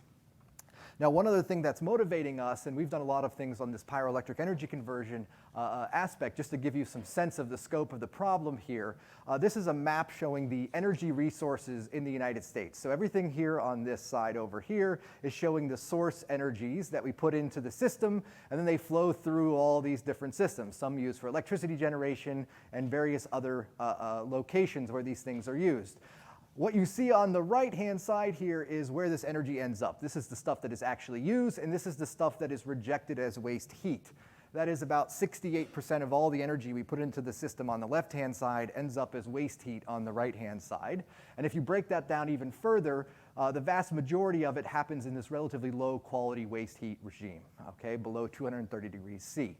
So if you have high quality heat, you can have things like Rankine cycles and thermoelectrics that are quite good at harvesting these medium and high quality waste heats, but there's relatively little that can be done with this low quality waste heat. It's a largely untapped resource. And so there's a big opportunity to both reduce carbon emissions, but also recover lots of money in doing this. And so these pyroelectric materials are important in this sense, in this low quality waste heat regime. So this is kind of a background point for us. All right, so if we're going to study pyroelectrics and electrocalorics, we need ways of measuring these sorts of things. And so what my group has focused on over actually probably almost 10 years at this point, we've been trying these things, is building in integrated measurement protocols and platforms. And so we're going to measure pyroelectric effects using what's called a 2 omega method, and we're going to measure electrocaloric effects using what's called a 3 omega or a 3 omega derived method. Okay, this is a measurement used in thermal transport community that we've kind of adapted for these materials. So what you ultimately do is you create little capacitor structures of your thin film materials with these integrated structures on top of them. So this is a microscope picture of these real things. If you had done thermal transport measurements, this would look a heck of a lot like a 3 omega system. We just basically stole that same idea. So you can create these device structures and then fabricate through to create these structures. And this allows us to either source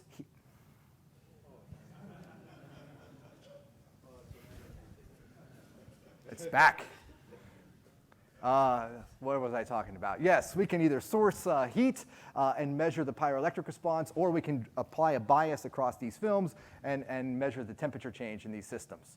So we can create these out of the classic materials. Here's an example for just 2080 PZT, strontium titanate. These are hysteresis loops measured from these kind of devices. Everything looks pretty good.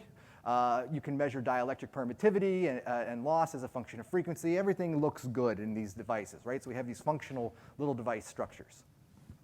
Now we need to actually measure the properties of these things. So let's start with pyroelectrics. This is the measurement setup here. So same idea. We're going to put some current through this heater line here, and we're going to measure the voltage or the current that flows through the capacitor structure based on this. So we're applying a AC heating bias to the heater line. This is creating a power dissipation and an actual temperature change at 2 omega. So we apply it at omega and we get the power at 2 omega. And then using kind of established thermal models for the geometry, so we have to control the shape and size of these things a little bit, you can actually calculate very accurately the temperature oscillation inside of your ferroelectric capacitor. And then you can just measure your pyroelectric current and get your coefficients using this kind of lock-in based measurement, frequency-dependent measurement. So you can do these sorts of things. So here's the temperature changes. That's the black data here. So if we do it slow, we get big temperature changes. If we do it fast, we get smaller temperature changes. This red data is the measured pyro current in the system, and here is the calculated pyro coefficient for the system. So using our technique, we've demonstrated that we can measure pyro currents as less than about 10 picoamps inside of these capacitor structures, so relatively sensitive. You can use these same techniques, same approaches to do these electrocaloric measurements in these systems. We do a little bit different now. We're applying electric field across the thickness of our capacitor, and we're using this line here as a thermometer to sense the temperature change in the capacitor structure. We measure that with a Wheatstone bridge-like setup. So here we're applying this applied field, typically some sign variation in field to the system, to the ferroelectric. We're measuring the electrocaloric power. We can actually separate the power that goes into electrocaloric cooling with joule heating from losses in these systems by locking into the different frequency dependent signals that come out of this. So there's a caloric part and a joule heating part that we can get. So you can measure these sorts of things, and depending on which one of these kind of peaks related to the frequency, you can pull out different information in the system. Here we've demonstrated that we can measure temperature changes in these capacitors down to about 2 millikelvin in these systems. So we can be pretty accurate in that regard. All right, so we have these ways of measuring it. Now, we want to measure pyroelectricity. It's what we'll focus on for most of it here today. So we should make sure we have some feeling of what can contribute to pyroelectric response overall. So we have the total response, this pyroelectric coefficient, and it can be built up of a lot of different components. So the first one is the intrinsic response. This is just the temperature dependence of the polarization in the system. We have to scale this by the fraction of the domains that are contributing in these materials.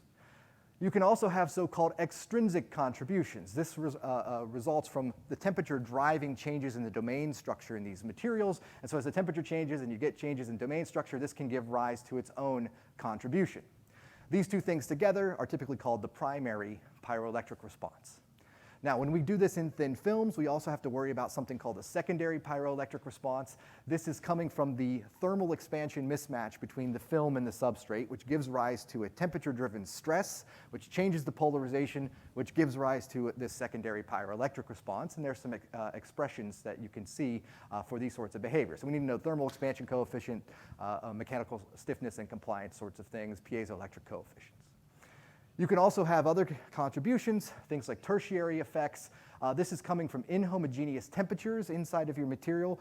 I generally try to avoid this because it's small and hard to measure, and so we purposely try to get the temperature as consistent across the thickness of the film as we can. So we have less than about 1 or 2% deviation in the temperature profile across the thickness of our films based on the device setups that we use. So we can typically ignore this. And then finally, if you do things that apply to electric field, and some of the applications do require you to change the field while you're doing this, you can have a dielectric contribution to the pyroelectric response. This comes from the fact that this electric field creates a change in the polarization, which also is a function of temperature. And so you can have this dielectric response as well. So despite knowing all of these things, there have been very few studies that directly study these effects and break them out in detail. Over the years, this is, again, there's a summary of some of the things we've been doing. We started by looking at this from a phenomenological point of view. These are just GLD-type simulations, trying to figure out where the different contributions might be big in, say, PZT as a function of titanium content in these systems or strain. We did a little bit of measurements over the years on model systems where we could measure some domain structures and pull these things out, but there just aren't a lot of measurements in this regard. So we've primarily relied on modeling to predict where we get large pyroelectric coefficients, and there's very few studies that directly do this. So we needed some attention to try to address these sorts of things. So I'm going to try to show you 2 examples of how we can do this today, now that we've kind of matured a little bit in how we think about it. So the first is using our ability to create model versions of these materials as epitaxial thin films to help us have model systems to probe these kinds of effects. So if I take a look, this is for PZT, in particular on the titanium-rich side. I can look at the temperature strain phase diagram for this system. And depending on the substrate that I pick, I can end up with different kinds of domain structures in the system. So if I start with relatively large compressive strains, I can get purely C out-of-plane polarized films. If I start to reduce that compressive strain here into this middle, I can get mixtures of C and A, so out-of-plane and in-plane polarized domain structures. If I move on to the slightly tensile strain, onto the tensile strain side, I can have purely in-plane oriented, so A1, A2 kinds of structures. And actually, in the middle between them, you can have a mixture of both CA and A1, A2. So you get this beautiful array of domain structures, a mixture of in-plane and out-of-plane domain variants in these systems. And so we have these very complex domain structures, which we can tune with strain, and it gives us a nice way to have both quantifiable domain structures that could enable us to kind of measure these sorts of effects. So we started with a system like this, and what we wanted to do is try to understand how varying the strain state and the domain structure impacts the evolution of the pyroelectric responses in these materials. So here's just a few examples. If we start on terbium scandate substrates, that's over here at high compressive strains. We have at room temperature, and this is at 450 Kelvin. This is just an AFM image as a function of temperature. We have a C domain structure, and it stays C domain as we heat it up. If we start in the middle here, this is on gadolinium scandate in the CA phase. We go from having lots of CA, and as you heat it up, you see a reduction in the amount of A domains in the structure. And finally, if you go into this mixed phase regime where you have a mixture of CA and A1, A2, as you heat up, you see a variation in the amount of these domains as well. So we go to more A1, A2, and we lose CA fraction. So here we have a system where we have a monodomain C structure, and we have different films that have different fractions of C and A, and they vary in different ways as a function of temperature. Not surprisingly to anyone in this room, this also, changing these domain structures also changes the other properties, so you can see evolution of the polarization. As we increase the A domains, the measured out-of-plane polarization goes down, and the dielectric response goes up in these systems. So everything kind of makes sense. So we use strain to control the domain structures. We can go from monodomain to these complex multi-domain structures. The domain structures strongly impact properties like polarization and dielectric response. How do they affect pyroelectric response in these materials? And in particular, what are the domain wall structures, the domain structures contributing? So to extract these sorts of things, we do a couple of tricks. So the first thing that we can do is we can measure the pyroelectric response. So this is the pyroelectric coefficient as a function of the measurement frequency, the heating frequency of the system. So as we increase the frequency here, we can get to a regime at about a kilohertz where we can effectively turn off this secondary contribution that comes from the thermal expansion mismatch because we're confining the heat primarily to the film, and we're not heating up the substrate in any dramatic amount. So we can see then that there's a variation in the pyroelectric coefficient. It goes down and kind of levels out as we get past these values. So we can use this to extract the amount that comes from these secondary contributions. It's on the order of maybe 10, 20% in a lot of these systems. We can then also do pyroelectric measurements here as a function of DC electric field in the system. So we can make these hysteresis loops that show us what's happening. So you can actually see the dielectric response in this slope that you see to the pyroelectric response here. But if you do these things at 0 applied bias, you can get rid of this dielectric response as well. So if we do it at 0 field and we do it at a kilohertz, we can have a nice way of measuring the total response and easily getting to what we need to know in the system. So what we can do here is measure the pyroelectric coefficient here as a function. This is of the different strain states in these materials. And we're going to use the monodomain sample to get a good measure, a reference value for the intrinsic response of this material. It has no domain structures. It's a monodomain system. And we can actually make a scaled estimate of what we expect the intrinsic response to be for all of these materials just based on the evolution of the polarization. This is probably reasonably valid because we're far away from the transition temperature in all of these materials. All right, so using that, we can make this kind of black line that you see here. This is kind of the expected intrinsic response based on the evolution of the polarization. And when we do the measurements, those are the red dots, we see that there's variations. These variations come from the extrinsic effects in these materials because we've turned off the secondary effects and we've turned off the dielectric response.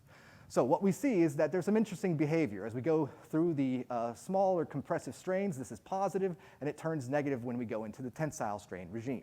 So in the monodomain samples, we have no domains. We have 0 extrinsic contribution. In compressive strain, the extrinsic responses work against the intrinsic behavior in this material. They're actually positive, where the intrinsic response is negative in nature. So this makes sense because as you heat these things up, you go to have more C phase in the system. So the system is actually rotating more polarization in the out of plane direction in these materials. So they work against each other. If you go on to the tensile side over here, as you heat this thing up, you're rotating more to be in the A phase, the in-plane polarized structure, and this gives rise to a contribution that works with the intrinsic response in these materials. So you can get an added behavior to these materials. And it can contribute up to about 30–40% of the overall pyroelectric response can come from these domain wall extrinsic contributions in these materials. So if you have these kind of domains, this ability to control the domain structure, you can see interesting evolution of these behaviors. We can see this show up a little bit more clearly, perhaps, if we look at the normalized pyroelectric coefficient. This is normalized to the room temperature response of these materials, and we look at it as a function of temperature in these materials. So if we start here, this kind of dark curve at the bottom down here is the monodomain sample, and we see that the pyroelectric coefficient goes up as the temperature goes up and approaches TC. This is what we would classically expect to happen in the system. We see something quite similar when we go into the CA domain structures. They vary a little bit at lower temperatures until they become purely C in nature. And once they do that, they look just like the monodomain samples, and they kind of follow up in a similar fashion. But when you look at the samples that had these mixed phase domain structures under small tensile strains in these materials, here what's happening is that the A domain fraction is going up with temperature, and this is adding this extra negative, the same sign extrinsic contribution, and that's rapidly driving these things to have a higher pyroelectric coefficient than you expect until they go through the full transition and get rid of having this change in the domain structures. Then they start to come back towards the normal behavior. Just to confirm that this was really what was happening, we double-checked this by doing some temperature-dependent X-ray studies as well. We went to APS and did some temperature-dependent studies. Here I'll just show you some examples from one of these mixed-phase samples. And there are figures that have not come across in the transfer here, but there should be some very nice reciprocal space maps that you can imagine in the corner here that show exactly what I'm telling you they're doing. Oh, there they are. They've decided to come up now. All right, so what you can see here is that you get a temperature-dependent evolution of the A domain peak intensity in this system. And you can actually, if you do this appropriately, quantify this, and from the X-ray measurements, make an expectation for your domain fraction change, which almost matches within about 10% what we measured experimentally using our direct measurements as well.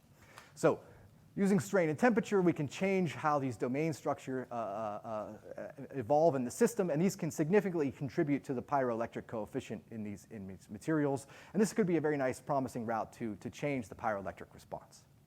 All right, so this response is quite complex, right? There are many possible contributions. We have this very complex expression for these sorts of things.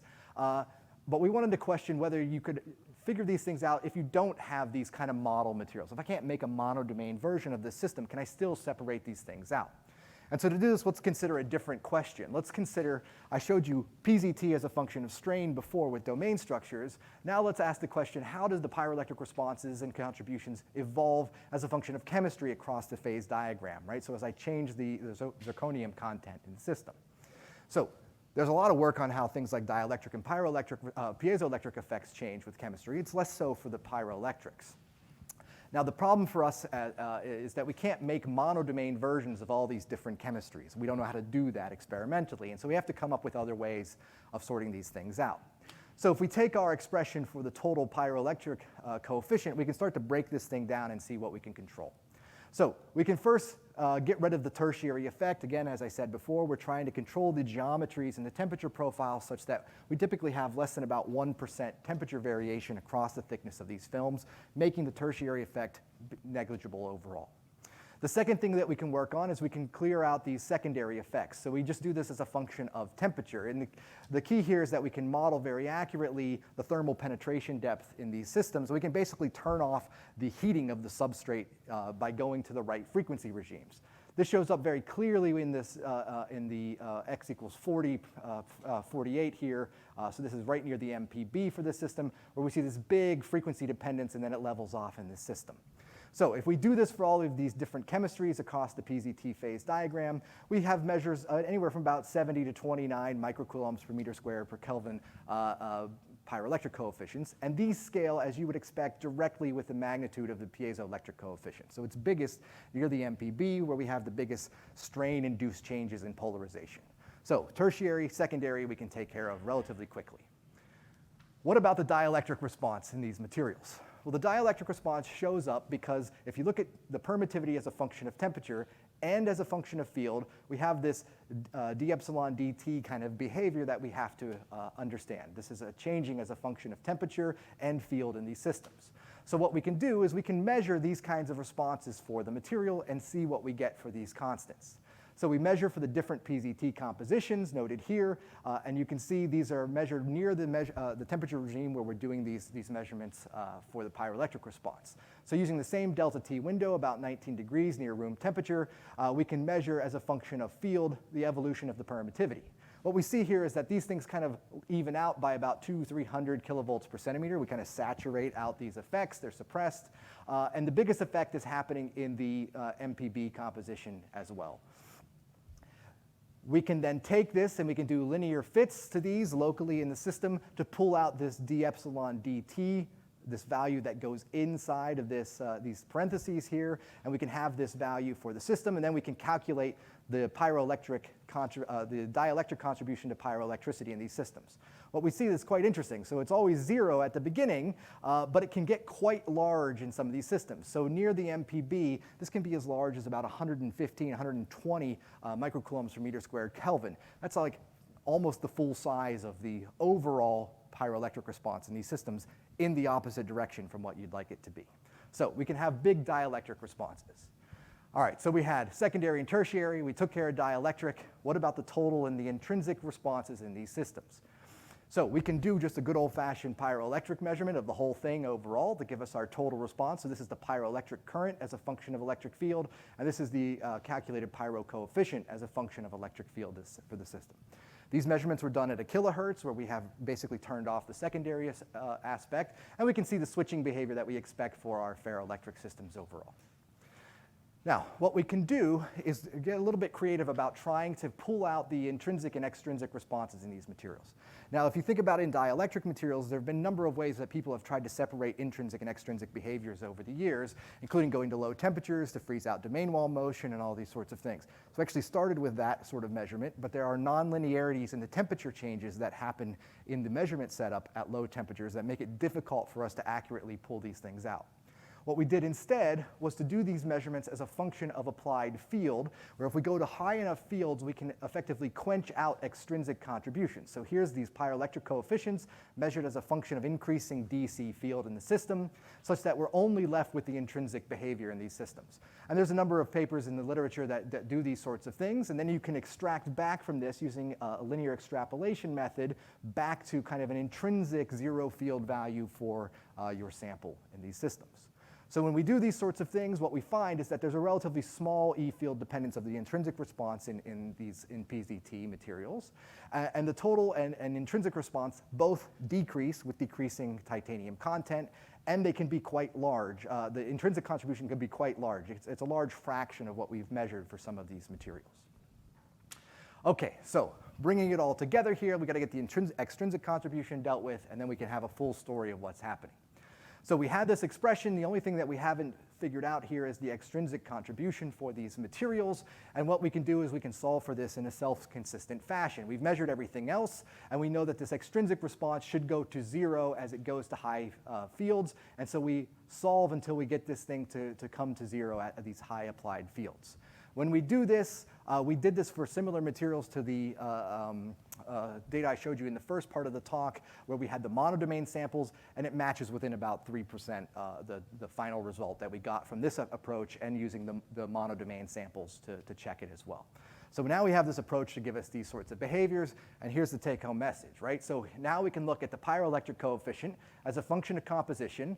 This is going from titanium-rich to zirconium-rich in the system, and we've broken it out. So you see the total measurement here is this line, but then we have the intrinsic, extrinsic, secondary, and dielectric responses broken out for each one of these compositions. So the total and intrinsic responses decrease as the titanium content goes down in the systems. The extrinsic contribution has a sign reversal, okay? It changes sign. It goes from being positive at these compositions to being negative at these compositions as you cross the MPB. And the dielectric and the secondary peaks are maximized close to the MPB, where you have the largest dielectric piezoelectric responses in these materials. So all told, we can now separate out all these sorts of things. We can figure out what fractions of things are coming from intrinsic and extrinsic and secondary and dielectric and all these sorts of things in the system. If you're doing applications where you're applying a bias to the sample, one better pay attention to how large those dielectric responses can be. They can be some large fraction of the overall behavior that you have, and they're often opposite to what you want them to be. So the pyroelectric coefficient is a rather complex property, and one needs a pretty fundamental understanding of the materials and its structure to understand how this thing is evolving. All right, so what else can we do? A few words about calorics, and then I'll try to wrap up here. So we've looked at, using the same device, we've also measured the electrocaloric effects. So if I take those same samples from the first half, this set of PZT films that were strained at different levels, we can also measure the electrocaloric coefficient as a function of field and strain. And we can see, again, differences in the intrinsic and extrinsic responses in these materials. So here, what we're finding is that under compressive and tensile strain, respectively, we see a diminishment or enhancement of the response overall. So slightly different behavior for electrocaloric than pyroelectric. We can also look at other types of materials. This morning we had some data of some beautiful talks about the hafnium oxide-based systems. We've also, like everybody else in the world, gotten pieces of these from the Fraunhofer Institute guys and done some measurements there. We see very similar things to what we talked about this morning. We see wake-up behavior in the pyroelectric responses. We see reasonable pyroelectric coefficients for these systems overall. One thing that was interesting here is that if you do this as a function of wake-up cycle, this is the pyro coefficient, that's the red data, we see this wakes up and comes eventually to kind of a level value. But if you measure the electrocaloric coefficient, it is consistently high across all of the measurement cycles that we do, suggesting that there might be different contributions to what's going on. It is also 4 times larger than I would expect based on the pyro coefficient in these systems. This suggests that there might be something like defect dipoles, which kind of could be responsible for things like this pinching that you see here, giving additional configurational or dipolar entropy that could be leading to larger effects in these systems. So this is something that needs to be studied more, but points to some interesting kind of physics happening inside of these materials.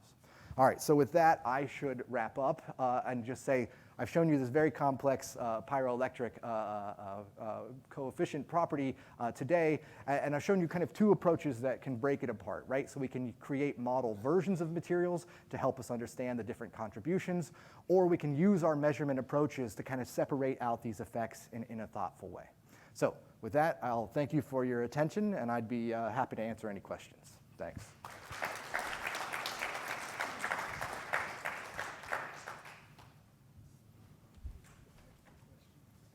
Oh, she's got it. All right, do we have any questions? All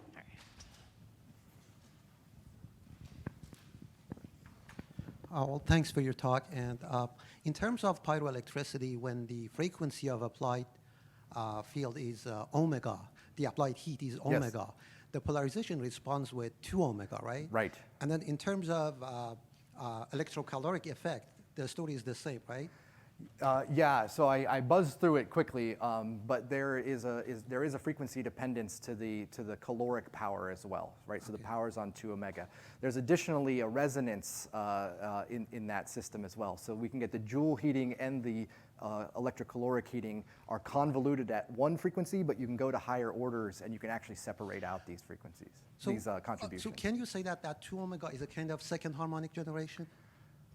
No, it's just where the power happens at, right? So for the heater line, right? So I'm driving a current through the system, and the power is just dissipated at 2 omega. That's it. It's nothing. It's no fancy, up conversion of frequencies there. It's just how the power is dissipated in the system.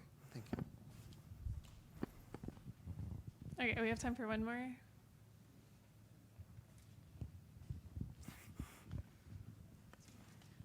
You can ask later. So when you report here this beautiful temperature-dependent or composition-dependent pyro effect, decompose, you are doing that at a given electric field, right? And so yes, exactly. So this is going to vary. I think I put this in for 100 kilovolts per centimeter kind of applied fields, just as a reference frame. It's going to vary as I showed in that figure. So at 0 bias, there's none, and it peaks for each sample. It peaks at a slightly different temperature, near where it switches, of course, right, in these systems. But as you drive this thing, so depending on what kind of applied bias you have, you could have a really deleterious effect happening in your system if you're applying a bias during the measurement of these things. You just need to know that these are there. You avoid them all at 0 bias, but it is a function of field. And the other polarization that you monitor is simply the spontaneous polarization or the remanent polarization in the loop that you calculate? That's a good question. So we've actually done the measurements in both ways. So many of the things that I've shown you for these loops are almost quasi-static. They're very slow types of measurements. So you should think of that as almost as being at remanence in these systems. Mm-hmm. We have tried to do faster measurements. It cuts down on our on the accuracy of our pyroelectric and electrocaloric measurements to do these things faster, but it's a balance. So if you wanted to do that, I think we can think about ways of doing those experiments both on field and at remanence is relatively easy. On field's a little harder. It's a good question, though. All right, while Nicole sets up, we'll take your question. Do you want this too? Oh, good question. Okay, yeah. I thought there wasn't time. So a specific question and a general question. So a specific one is, what was the silicon content of that Hafnia result? Oh, geez. I don't remember. Okay. Not a lot. Okay, like the general question is, people have talked about pyroelectricity and electrocalorics for a long time. So why aren't there any practical devices out there? Where's Brendan? So right over here is Brendan, who is thought of some very exciting applications, including remote energy generation based on some of these systems. I would say that this field has historically suffered from the fact that actually measuring temperatures is very hard. And doing these things accurately has led to a huge range of reported values in the literature that has made it difficult to kind of lock in on certain things. So I would say that you can optimize the devices in 2 ways. If you have lots of waste heat to throw away, you can optimize to get power out, but the efficiency will be very low. It kind of depends on your application. If you need efficiency, then you need to do everything very slowly and the total power will go down. I think with the understanding of the materials that we have now and some of the work they've done for absorber layers and things like this, you can do a lot better than historically has been demonstrated. There are companies that have existed to try to work on these sorts of things, but it has never turned into like a real commercial application for the pyroelectrics. The European team has some beautiful data on the caloric system as well. So I think there's a concerted effort to really see what's real and what's not in this space. But why has it not turned into a full market? I don't know. All right, let's thank Lane one more time. Thanks. What does this middle button do? It allows you to move the cursor if you want to, but it won't do anything because it's turned off right now. Okay. All right, our next speaker is Nicole Benedict, and she's talking about understanding negative thermal expansion in ferroelectric lead titanate. And she's from Cornell, so thanks. Okay, so thank you to the organizers for inviting me. So I'd like to tell you about some work in an area that's relatively new for us, trying to elucidate physical mechanisms of thermal transport in materials and connecting those mechanisms to crystal chemistry. So when I first started poking around in this area, I discovered something that I guess I hadn't really appreciated before because I hadn't really worked on lead titanate. And that's that it undergoes negative thermal expansion in its ferroelectric tetragonal phase. And so this is interesting, to me at least, for a couple of different reasons. One is that volumetric negative thermal expansion, so where the whole volume shrinks as the temperature increases instead of, where the whole volume shrinks, yes, when the temperature, sorry, it's been a long day. That's relatively rare. Uniaxial negative thermal expansion is more common. And secondly, negative thermal expansion among perovskites is even more rare. I'm happy to be corrected on this, but I believe that lead titanate is the only known perovskite to undergo volumetric negative thermal expansion over any appreciable temperature range. And so the first question that we wanted to ask was, well, why does this happen? And what's the microscopic origin of NT in this material? And can we connect it to bonding and crystal chemistry? So before I go too far into the details of what we did and what we found, I just wanted to spend a couple minutes talking about the very basic theory of thermal expansion in insulators, because when I first started reading the literature in this area, I kind of found it very confusing. It was full of some very confusing terminology. So I want to try and be very precise in how I talk about certain quantities and how this problem is set up. So alpha V is the coefficient of thermal expansion, and that's negative in materials that undergo negative thermal expansion. So here this, whoops. Going the wrong way. Okay. So here, this gamma G is the thermodynamic bulk Gruneisen parameter. I'll say more about that in a minute. And that's just multiplied by the specific heat, and that's at constant configuration. So for a given unit cell configuration, and in the denominator, is just the bulk modulus at some temperature T and the volume. So it's a relatively simple expression. The Gruneisen parameter, and there are actually a million different kinds of Gruneisen parameters because you can define them different ways. They just tell you about how phonon frequencies change with respect to some variable, in this case with pressure. So this is the mode Gruneisen parameter for mode S at wave vector Q. And then this bulk Gruneisen parameter up here is just the sum of those individual mode Gruneisen parameters across the Brillouin zone, kind of weighted by their mode-specific heats. So the mode Gruneisen parameters can be positive or negative, but in order for a material to undergo negative thermal expansion, this bulk Gruneisen parameter up here has to be negative. Because all of the other things in that expression have to be positive in a stable crystal. And then I just wanted to use the example of silicon to show you how phonon frequencies can change with pressure in order to give you positive or negative Gruneisen parameters. So this is just the Phonon dispersion curve of silicon, diamond-structured silicon from first principles calculations.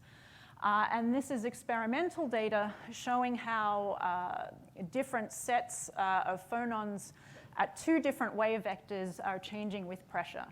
So the acoustic mode frequencies, that's these ones down here, and this is that branch. Those frequencies decrease with increasing pressure. And the optical mode frequencies, so that's these guys up here and here, they increase with increasing pressure.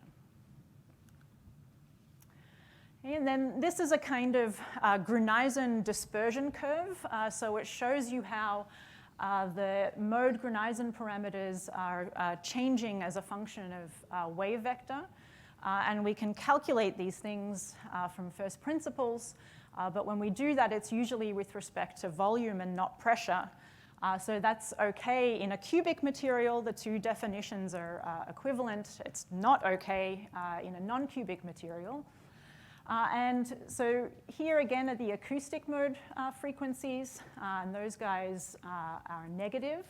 So their frequencies decrease with decreasing volume. And the optical modes are up here. And they have positive Gruneisen parameters. OK, so so far so good. So if you sort of dive into the literature on negative thermal expansion, you find that there's this assumption that materials have to have negative Gruneisen parameters in order to undergo negative thermal expansion. And the type of Gruneisen parameter is not specified. What's measured is usually different from what's being calculated. And because the Gruneisen parameters are defined with respect to how phonon frequencies are changing, it kind of gives the impression that it's only what the phonons are doing that's important. So there is sort of elastic property information inside the coefficient of thermal expansion, but it's the bulk modulus. It always has to be positive. So it can affect the magnitude of thermal expansion, but not its sign. And this kind of comes from, I think, work on zirconium tungsten oxide, which is kind of the canonical negative thermal expansion material. It undergoes NTE over a huge, huge temperature range, something like 1,000 Kelvin. And so when this was discovered, it launched a huge research effort in this area. The problem is that zirconium tungsten oxide is cubic, or it's not inherently a problem. But if you just sort of look at the standard expressions that people use in those papers, they're hiding some very important physics for non-cubic materials like ferroelectric lead titanate. And you can see that if you write the expression for the mode Gruneisen parameter in a slightly different way.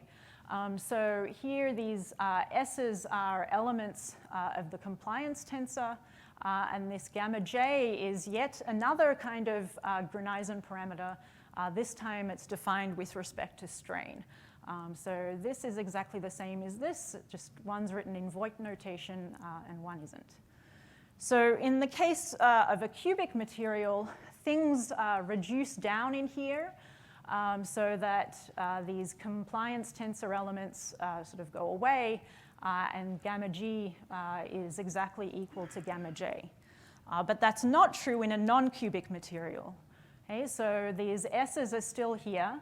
And those S's can be positive or negative.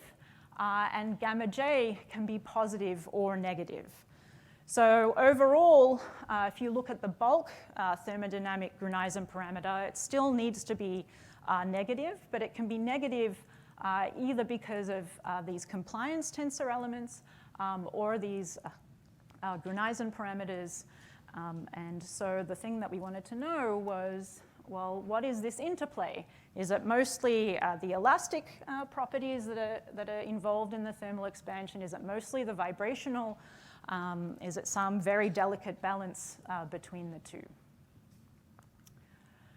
OK, so the first was to see if we could reproduce the experimentally observed changes in the lattice parameter with temperature. And so this is data from 2 different experiments. So the c-axis shrinks with temperature and the a-axis expands. But the c-axis shrinks faster than the a-axis expands, and so overall the volume shrinks with temperature.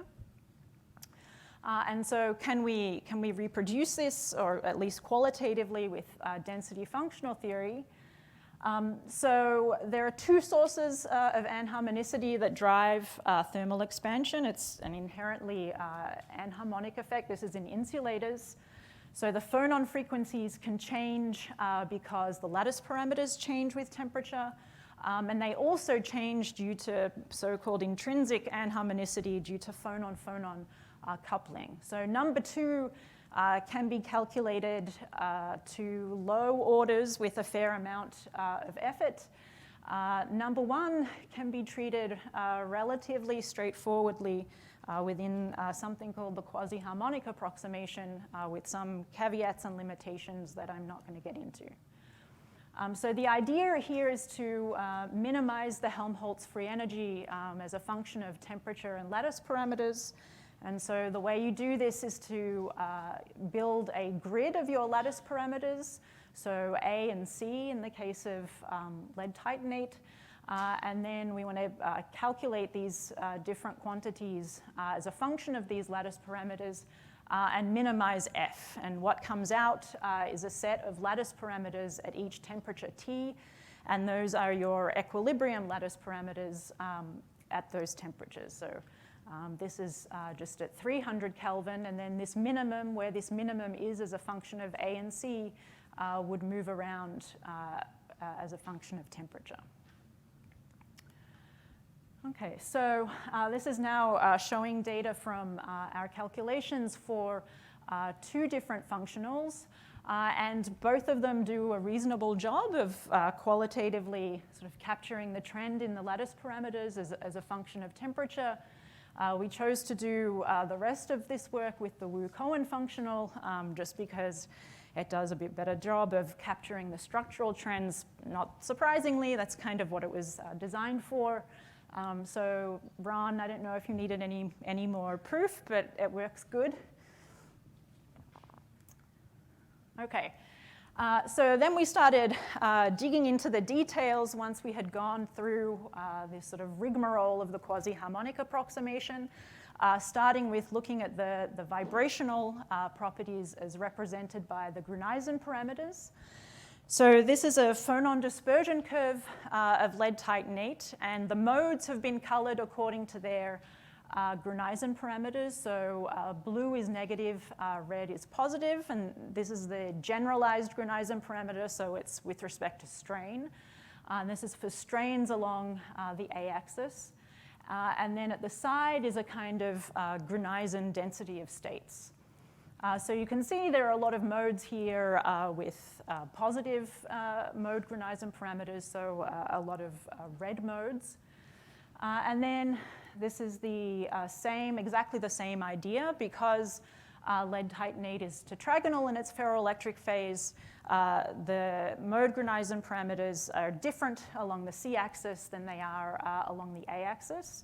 And so this bottom plot is for modes along the c-axis. And there's more negative mode Gruneisen parameters this time, but still a lot of positive ones. And then we can sum all of these up across the Brillouin zone in the relevant directions to get the bulk Gruneisen parameters, and they're positive along both directions.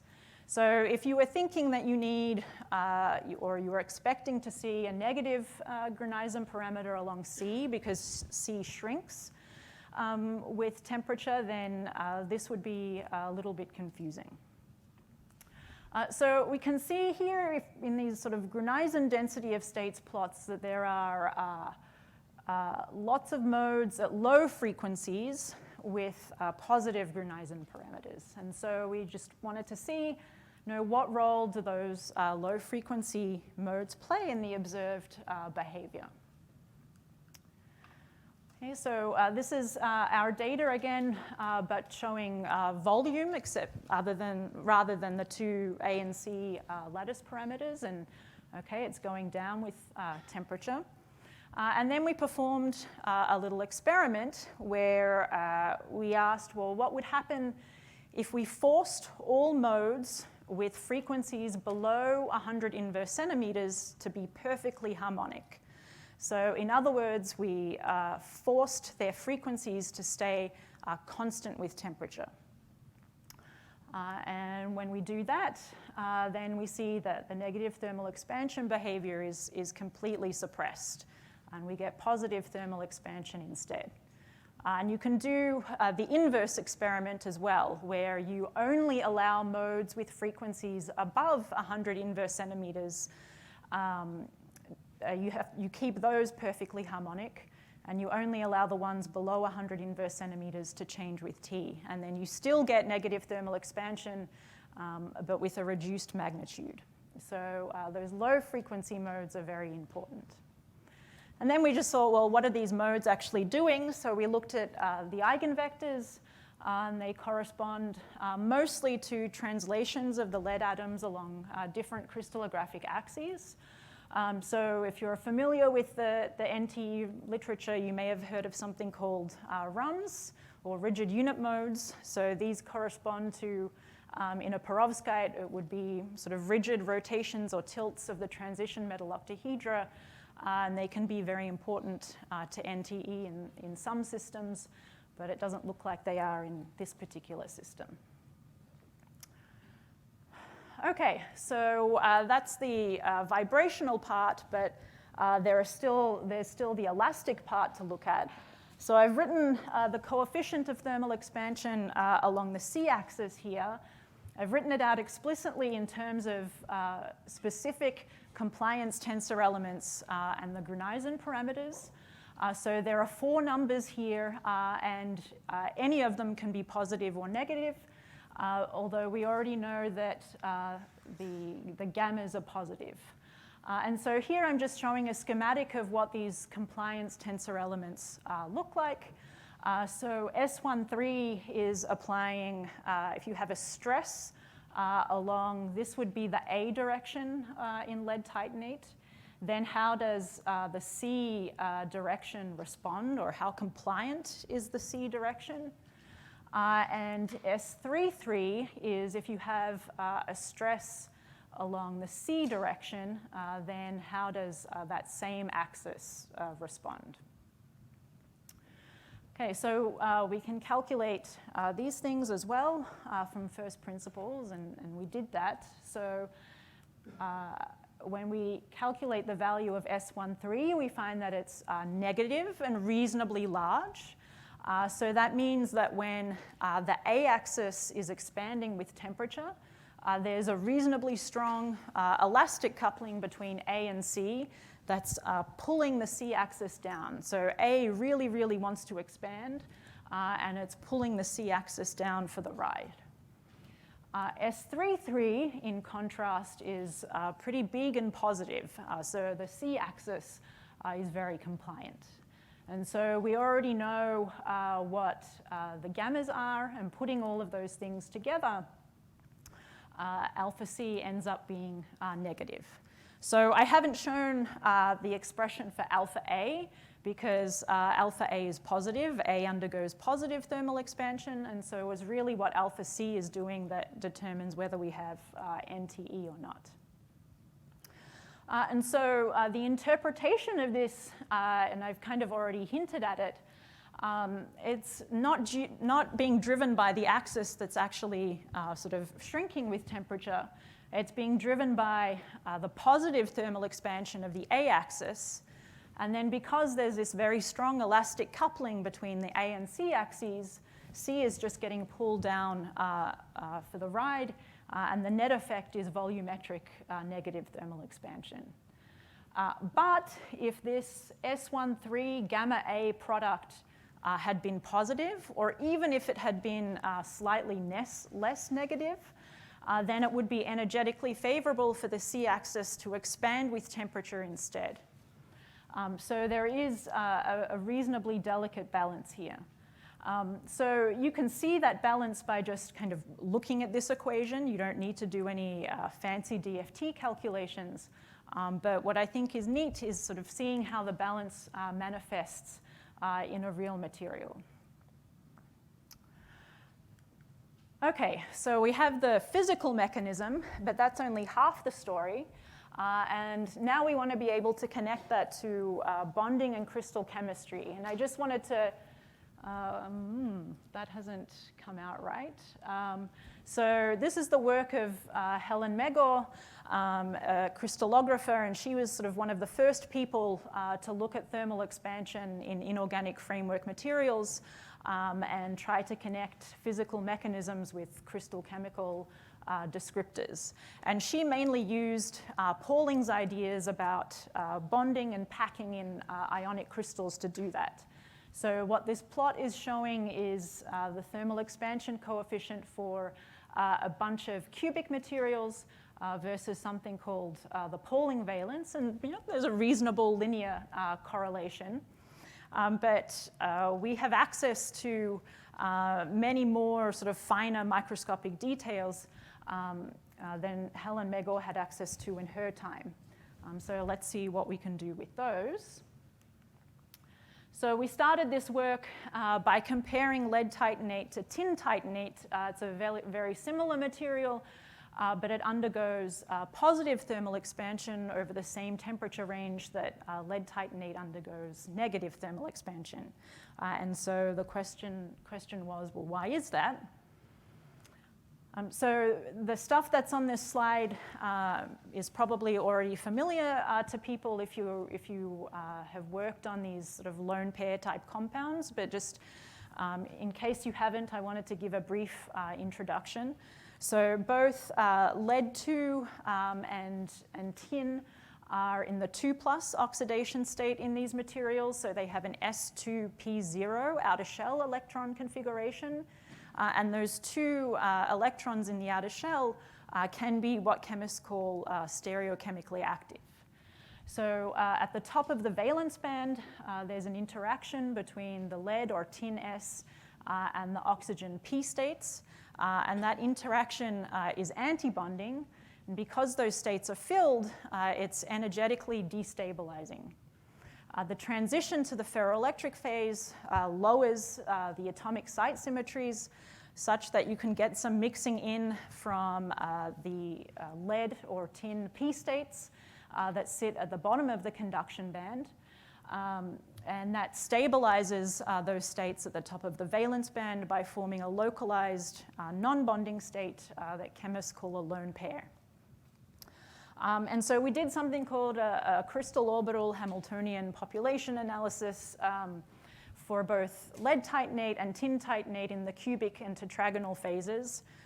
All you need to know for this table is that the sign represents a bonding or anti-bonding interaction, and these numbers have units of energy. So a negative sign is an anti-bonding interaction, and a positive sign is a bonding interaction. So in lead titanate, when you go from the cubic to the tetragonal phase, that SOP interaction becomes slightly less antibonding. But in tin titanate, you go from being antibonding in the cubic phase to bonding in the tetragonal phase. So the tin 5s states are closer in energy to the oxygen P states than the lead 6s states are. And so that interaction is stronger, and you end up with a larger structural distortion. Okay, so this is just summarizing what I just said. In lead titanate, the C/A ratio is closer to 1. It's less tetragonal. In tin titanate, you have stronger hybridization. It's more tetragonal and positive thermal expansion. So then which is more important in the distorted phase? Is it the lone pair chemistry or the crystal structure? Mm-hmm. And so this little table shows the relevant elastic constants and alpha C for both lead titanate and tin titanate. So for tin titanate, we see that S13 is less negative, so there's less elastic coupling between the A and C axes. S33 is less positive, has a smaller magnitude, so the C axis is less compliant. And the net effect of these things is an alpha C that's positive and positive volumetric thermal expansion. These numbers are very different because the Gruneisen parameters of tin titanate that also go into the expression for alpha C, they're also different. And then we made a Frankenstein material. So this is tin titanate, but with a C/A ratio of lead titanate. So in this material, in this hypothetical material, S13 is more negative, so there's more elastic coupling between the A and C axes. S33 is larger, it's closer to what it is in lead titanate. And together with the Gruneisen parameters, alpha C is negative, and so there's net negative thermal expansion. So the lone pair chemistry is important for determining the size of the structural distortion away from the cubic phase. But once you're in the tetragonal phase, it's mainly the shape of the unit cell that determines the elastic properties and the Gruneisen parameters. Okay, so you can all read my summary. I just wanted to acknowledge the incredibly hard work of my students. This was mostly Ethan's work, and Sabrina has also picked up some of it and taken it in new directions. I also wanted to mention that I'm organizing a workshop on phonons in advanced materials that might be of interest to people here. If I was a better ambassador, I would have made like a fancy slide with an advertisement, but I only thought of it like just before my talk. But if you have any interest in learning more about that, then please come and find me during the break. But other than that, thank you very much for your attention. I'd be happy to answer any questions.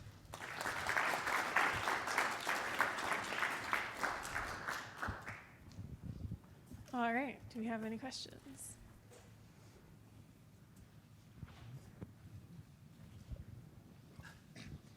So according to the picture, which sounds very convincing, if you were able to clamp the A and B lattice parameters of lead titanate with polarization out of plane, and that material would not have a negative thermal expansion. So we actually did that. We looked at NTE as a function of strain, like biaxial strain. And there are some strains for which that's right, where the negative thermal expansion is suppressed. And it's because of a mismatch between the rate of thermal expansion of the substrate and the film. But then I maybe I misunderstood something. You said, okay, A and B want to grow. Yeah. And by growing, they diminish C.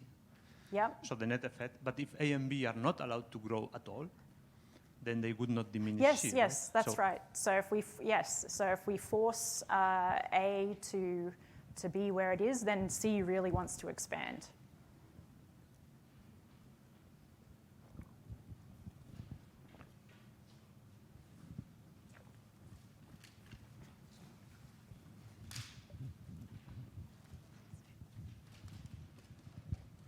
Maybe a very naive question. Should this also reflect somehow in Poisson ratios? Yes. So that S13 is kind of showing the Poisson-like coupling between A and C. So is it large? Because in perovskites, people generally assume it to be about 0.3. So what is it in lead titanate? Is it much larger than 0.3? I think, isn't the Poisson ratio only technically defined for cubic materials? Yeah, we didn't calculate the Poisson ratio exactly, but that S13 is showing you that Poisson-like coupling. Okay, thank you. All right, let's have our next speaker set up, and let's see if there's one more question.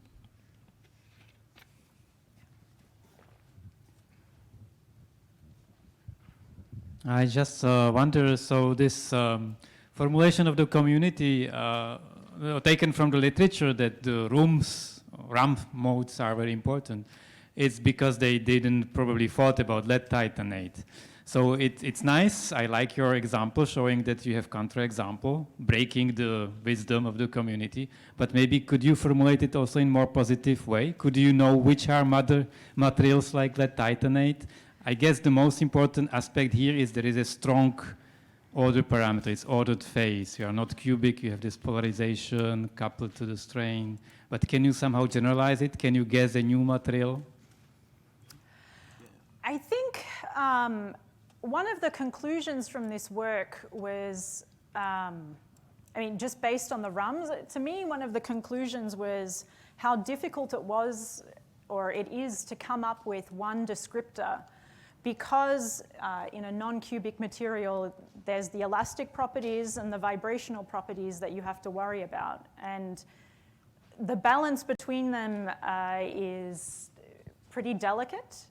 And so you can't just say, oh, look at the elastic properties or look at the Gruneisen parameters.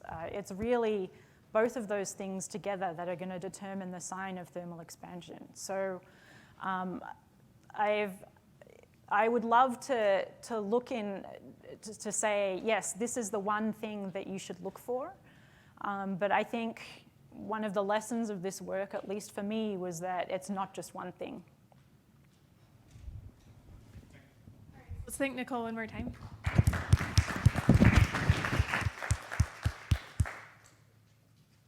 Our next presenter is Alexei Volkov, and he'll be talking about giant piezoelectricity and perovskite ceramics at high temperatures. Thank you for the introduction.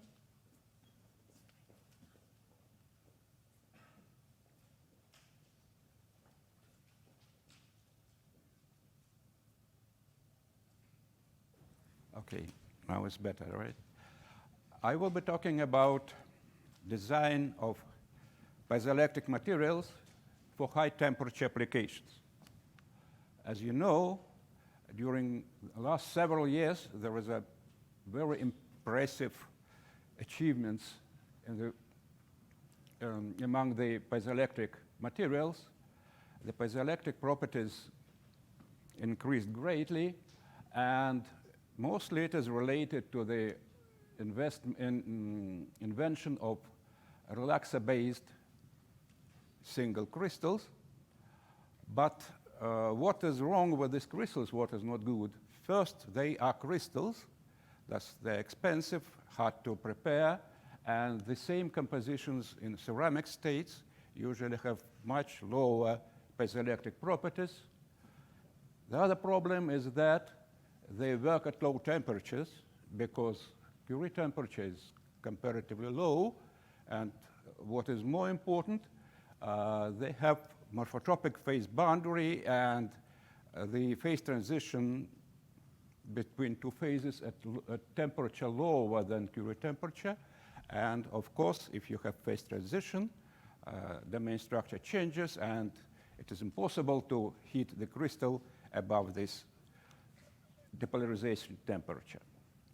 And one more problem is that the coercive field is comparatively low, 2 to 3 kilovolt per centimeter typically, which make the material not very stable, especially at elevated temperatures. But high temperature materials are needed, and here we show the review of existing materials, which piezoelectric materials, ceramics, which can work at high temperatures. And you can see that the higher the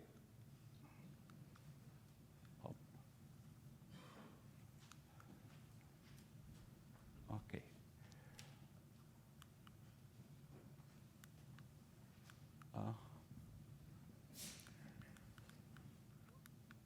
Okay, you can see that the higher the temperature, the lower the working temperature, the lower the piezoelectric coefficient. I'd like to report the development of new morphotropic phase boundary ceramics, which has very large D33, effective D33 coefficients, 2500, and it is observed at 200 Celsius. And you can see that this is much larger than in existing materials. It is the composition based on the known solid solutions, what is new is the addition of lead tin niobate, several percent, but this several percent make difference. First, I report the properties, and then I try to explain the mechanisms behind this behavior. You can see that X-ray diffraction shows the morphotropic phase boundary when concentration of lead changes. We observe the transition from at room temperature from rhombohedral to tetragonal phase,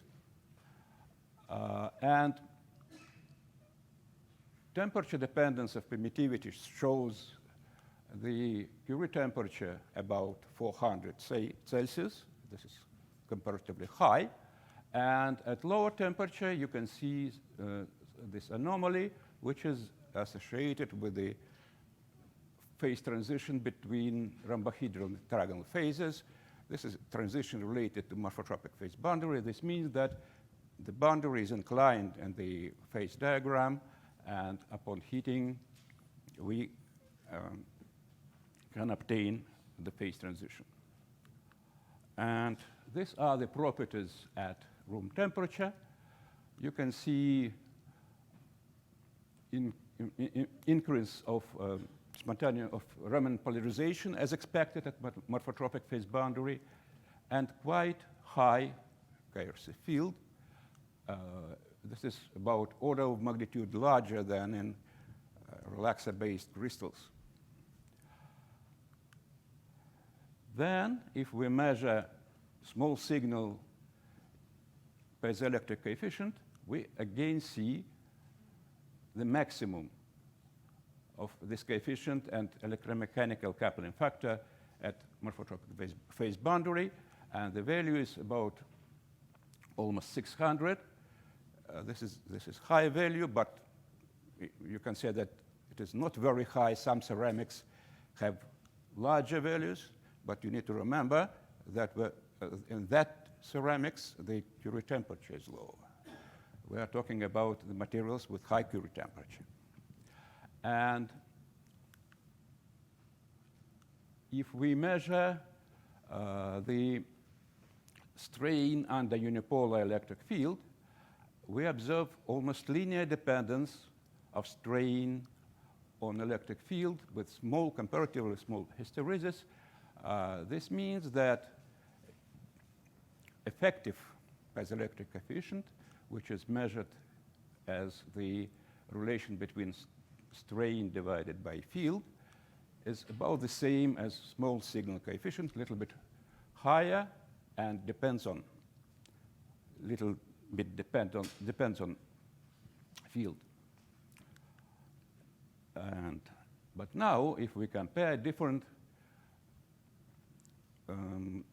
ceramics designed for high temperature applications with high Curie temperature, we can see that our ceramics is the best one.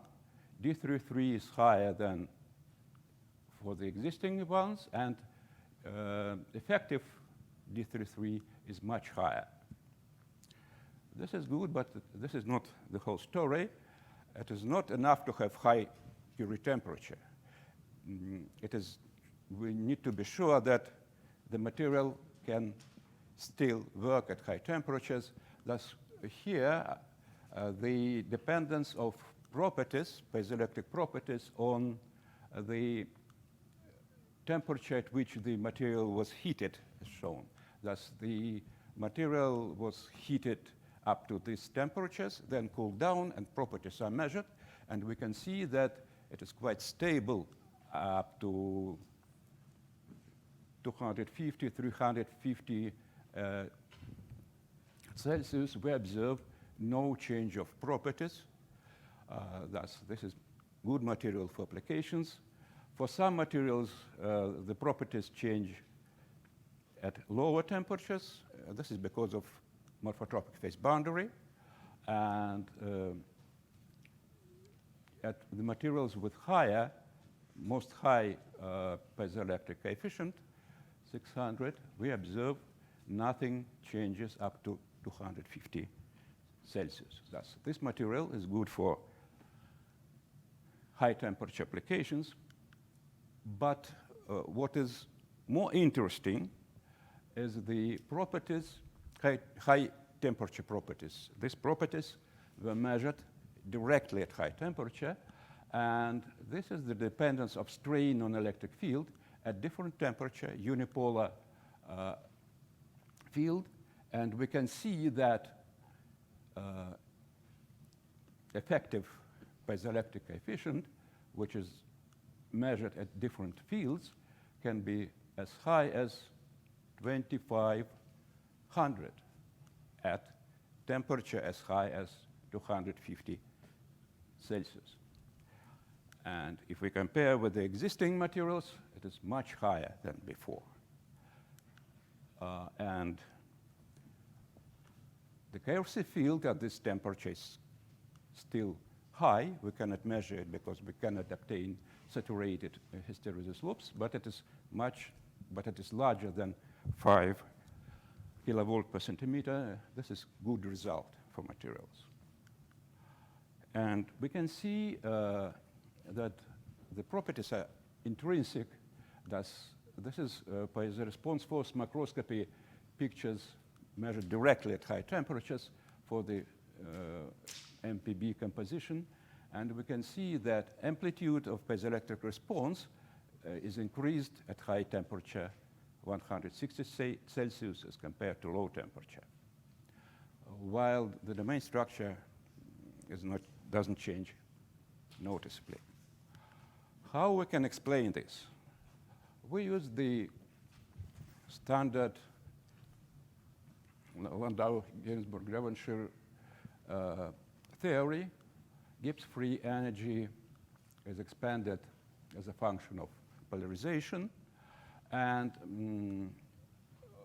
from the literature, we can estimate the coefficients. We took the same coefficients as for PZT ceramics because we don't know exactly from our material. And these coefficients were the same. And to obtain the agreement with our experiment, we need to change a little bit these two coefficients. And after that, taking the temperature dependence of coefficient before quadratic term, and with known Curie temperature and Curie constant, we obtain such kind of shape for potential energy at room temperature.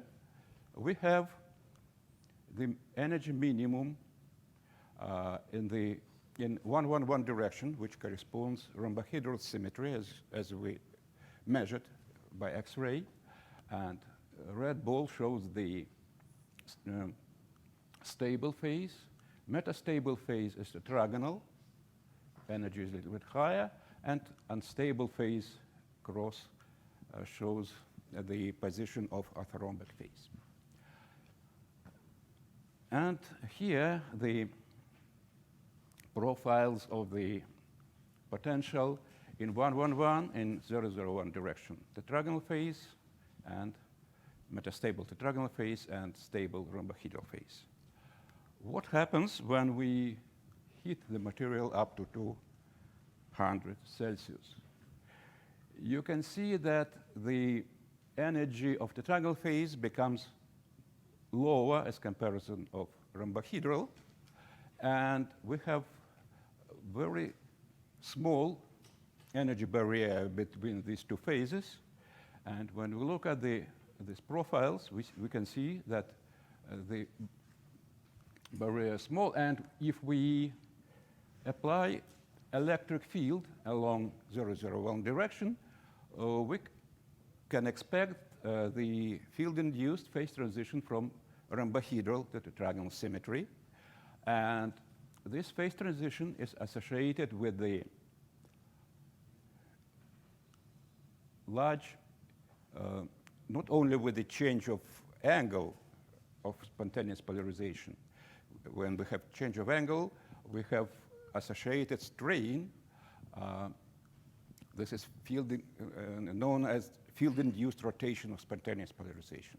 But also, we have field-induced extension of spontaneous polarization, because the spontaneous polarization in tetragonal phase is much larger, and associated strain gives rise to very large piezoelectric effect.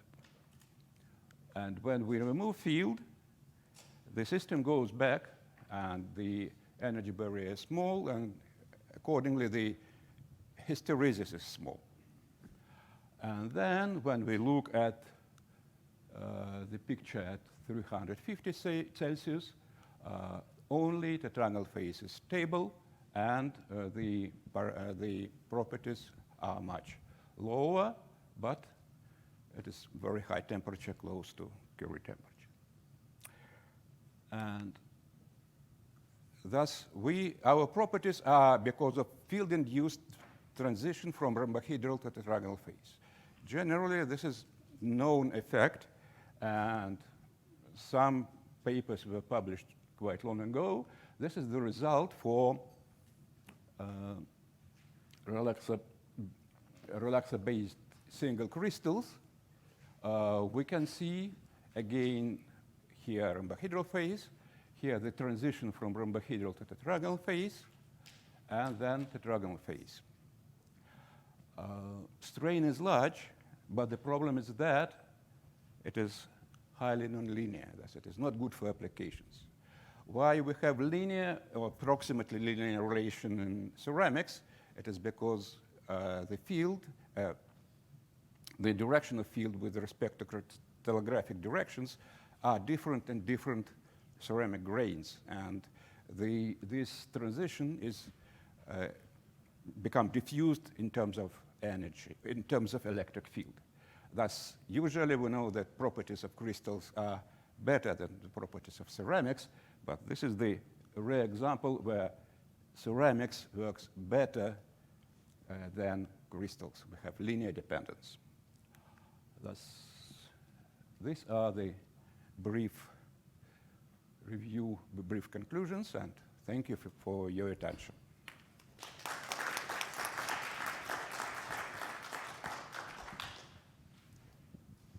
All right. Any questions? So sorry if you said this, but are these polled, these samples? Are they polled before Yes. you measure it? Okay. So is there any dependence on the direction of polling? No dependence on direction of polling. This is ceramics. Right. Thus, all directions are the same. Okay. So you know that they're random grain orientations. Yes, we have the picture of electron microscopy. It looks like usual ceramics.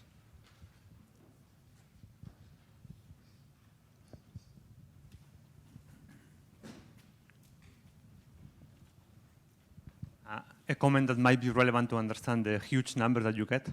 A long time ago, we ran some simulations, first principles of bismuth scandate, lead titanate solid solutions, and we realized that bismuth scandate, if you solve it in the computer in the tetragonal phase of lead titanate, is super tetragonal. So bismuth scandate has a C/A of 1.3 or something like that. So I was wondering whether what you are calling tetragonal phase could actually be a super tetragonal phase, and so which gives you this huge strain, and therefore this very, very big value. Sorry. Yes, I suspect that what you I have... want to give you a microphone because reverberation. Okay. Okay. So the microphone doesn't... So I suspect that what you have as the tetragonal phase is a super tetragonal phase. Because bismuth scandate by itself, of course, you cannot synthesize it, but if you solve it in the computer with the usual lead titanate structure, happens to be super tetragonal with a C/A of 1.3. So I suspect Probably. that 40% bismuth scandate is super tetragonal. Yes, that's probably.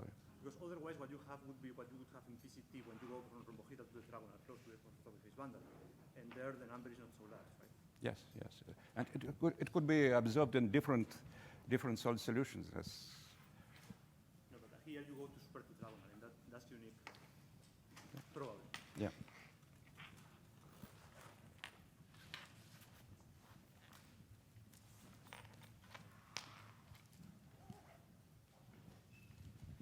So I believe an Indian group has reported about 1500 picometer per volt in bismuth ferrite doped with lanthanum and lead titanate ceramics. In about 2015, it's in Nature Materials. And then they see a kind of, I think, a disordered phase,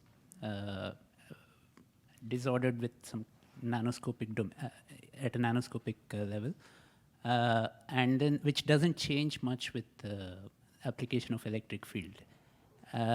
So it's a different explanation than MPB-related phase transition for how they get this high piezoelectric response. And you mean it's on ceramics. by the force microscopy data, right? Sorry? You mean by the response force microscopy data, or? No. It's just I think neutron diffraction and electron microscopy. So they report this intermediate phase, which acts as a bridge between moving from one polarization to a rhombohedral polarization, which eases it rather than an MPB kind of a formulation. Maybe we can discuss later. It's a Nature Materials paper. So, you see, of course, the intermediate phase can exist, but we can explain everything without any intermediate phase. okay, but structurally they see that to exist. So probably, yeah. All right, let's thank our speaker one more time. And everybody in this session. Okay, I want to thank you. I want to thank all the speakers today and everybody. And the bar is open and the posters are up, and so everybody should be able to relax and talk with people at their posters. It's an important part of the meeting too, and I think there's enough refreshments out there to allow you to put off dinner a little bit. Okay, so we'll start on time tomorrow morning, and hopefully, God willing, smoothly. Okay, so thank you. Oh, one last thing. So the room will not be locked, but they tell me the building is locked, and so everything should be safe, but there's no, like, insurance, okay? So if you leave something here, it's your responsibility, but it should be safe.